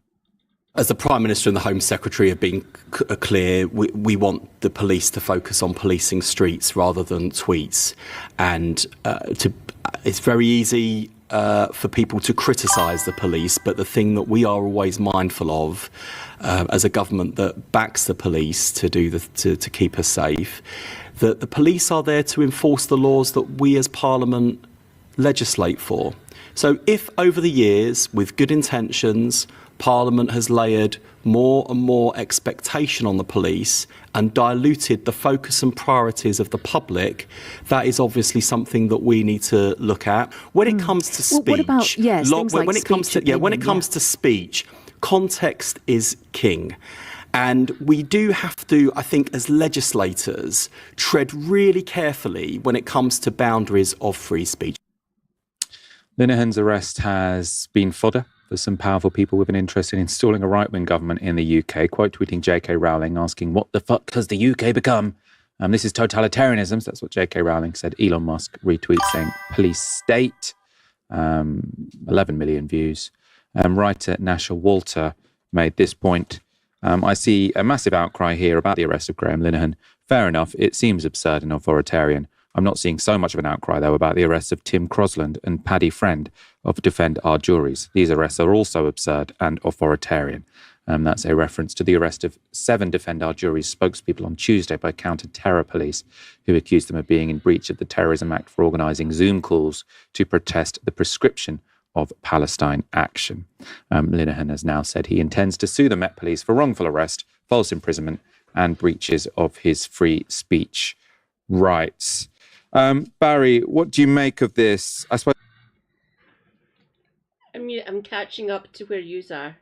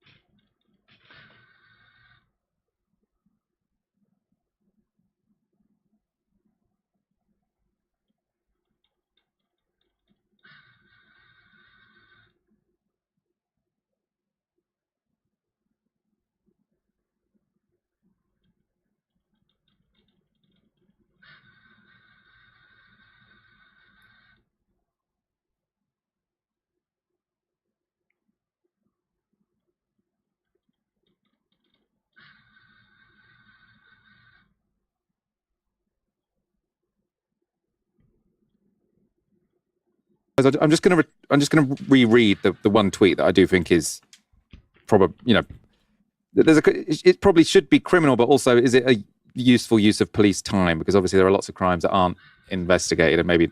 But if a trans-identified male is in a female-only space, he is committing a violent, abusive act. Make a scene, call the cops, and if all else fails, punch him in the balls. That is incitement, but whether it warrants 5 armed police at an airport is a somewhat different matter. What's your take on this? First of all, I should admit I have some skin in the game here because Linehan has gone after me on Twitter quite a lot over the last few weeks. So, I make sure I'm not going to be biased here. But no, the tweet is absolutely reprehensible. It's a disgusting tweet, and it could be construed as an incitement to violence, I guess. He says it was a joke, something to do with height disparity. I mean, God, this guy used to be one of the best comedy writers in the world, and this is the level of his stuff now. But I am probably going to be really unpopular here because I do think that it was an overstep.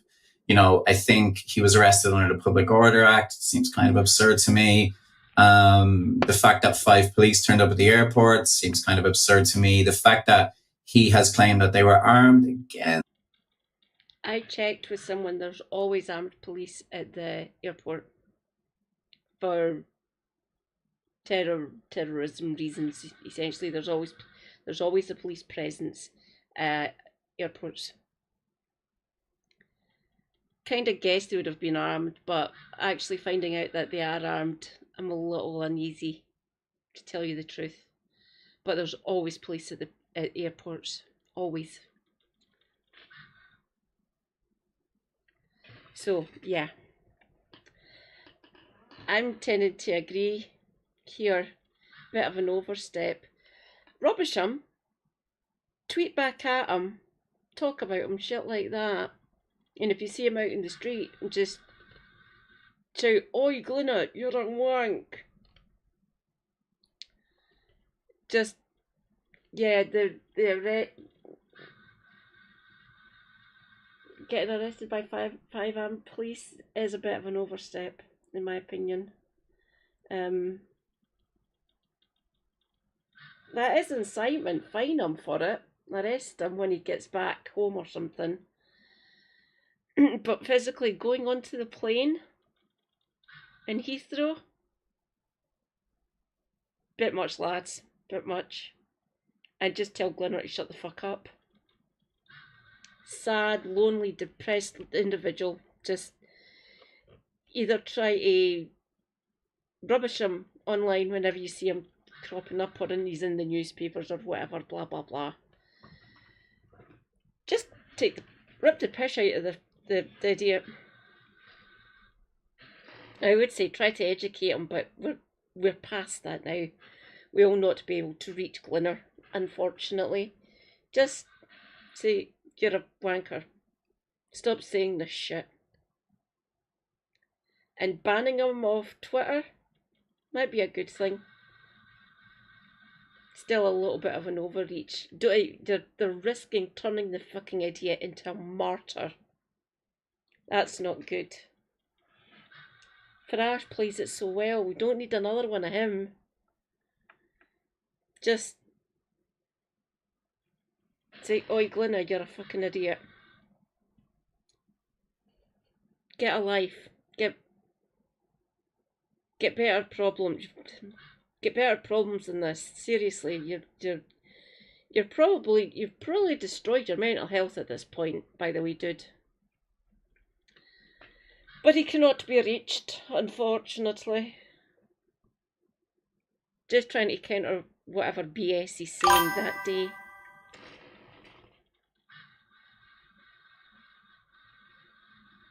It has, yeah. The immigration, we can obviously talk about that, and we can try to reach people, we can try. But with some of these people, especially these ones who went through legal cases and actually won them, changing the law, shit like that, and people like Glenner, they cannot be reached. Some other people we might be able to reach them and educate them about the trans experience and how they're not a threat. They're not.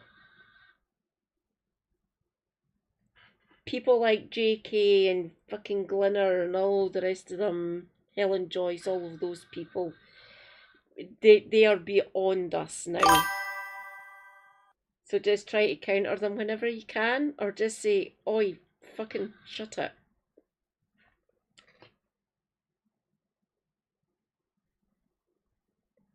Yeah, the fear, quite a big motivator for certain things, certain topics, certain things in our head.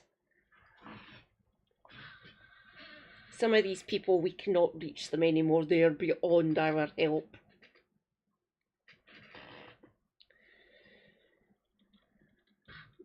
Just to oi, Glinner, shut it. Or do what I mostly do, go and check out people. Like Helena doesn't get on this. She just wants to get on with her life, and I didn't fucking blame her. We've got Katie Montgomery, another based Katie, thank God. Some Katies are rather remarkable. Katie Montgomery is absolutely fucking amazing. She is my go-to for all things trans. Check out Katie Montgomery. She be awesome. She has a whole YouTube channel. But for people like Leonard, it seems kind of absurd, and it does seem to me like a waste of police time. I do want to say that it is galling to hear Keir Starmer and Wes Streeting talking today about overzealous policing, you know, after proscribing a protest group protesting a genocide and arresting, you know, pensioners for holding up placards, you know, that, you know, really galling to hear them talk like that today. Amazing. But again, I think that we need to be careful of abusing legislation. You know, clearly the anti-terror legislation has been abused to prescribe Palestine action. And I want to say that's obviously a much more egregious and serious and consequential case than this storm in a teacup. But also I think that we are in danger of using legislation legislation in a political manner, making complaints to the police about people who you disagree with, you know, ternally online culture wars, resulting in police going and knocking on people's doors or wasting their time turning up at an airport.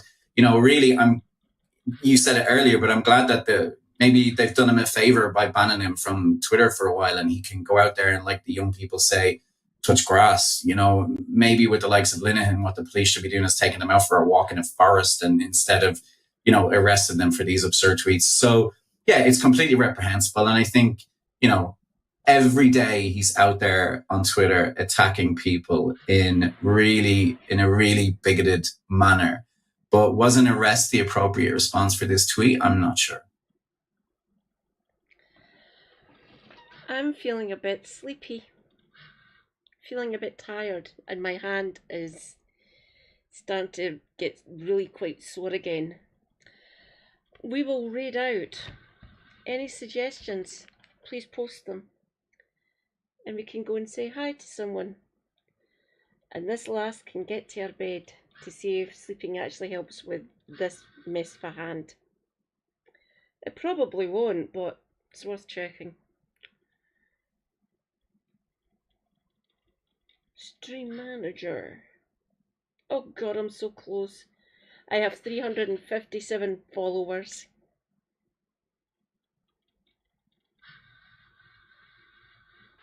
Hello, I'm in chat. Hi. Let us see who we can raid.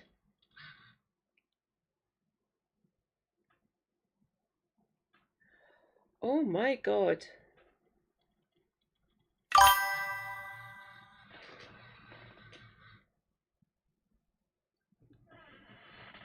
Right. We've got the Rational National, we've got Matt Binder, we've got the Humanist Report,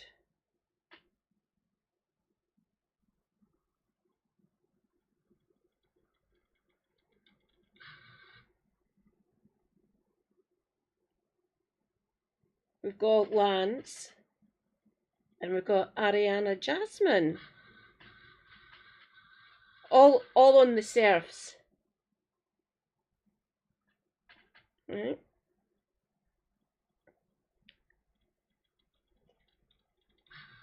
Tectone, the baby man quits. Oh, Barry Weiss, fucking hell.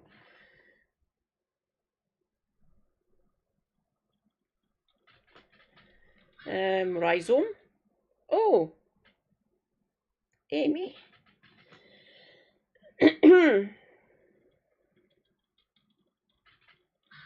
Cinemarxism. Velvet Avalon.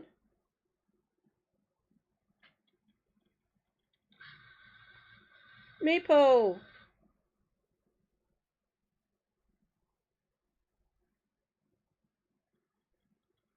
Peganox. Jamie SMB. I spelt this wrong. Root Circuit.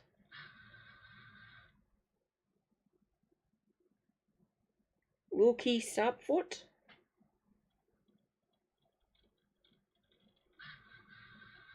Xerxes. And Juntendo. Marvel Rivals.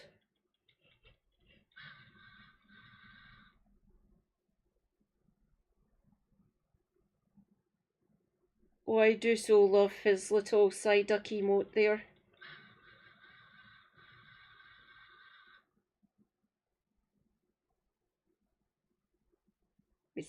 Has he made himself Psyduck?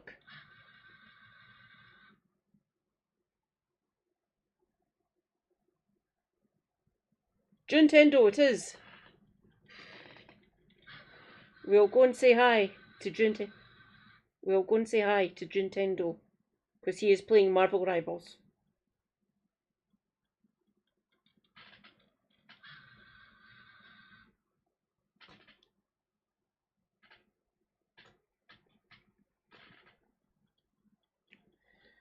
I will see if I can find some Zoe Gardner, and we can do that. We can do that for my next stream.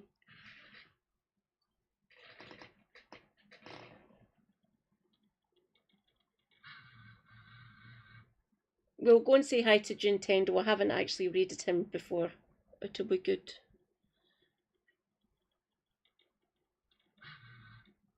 Or them before.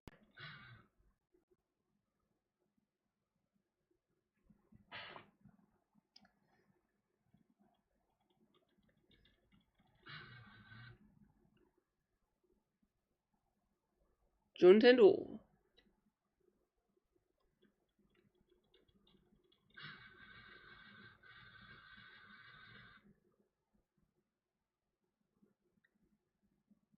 I still don't know how to raid out on YouTube. Sorry, YouTube comrades.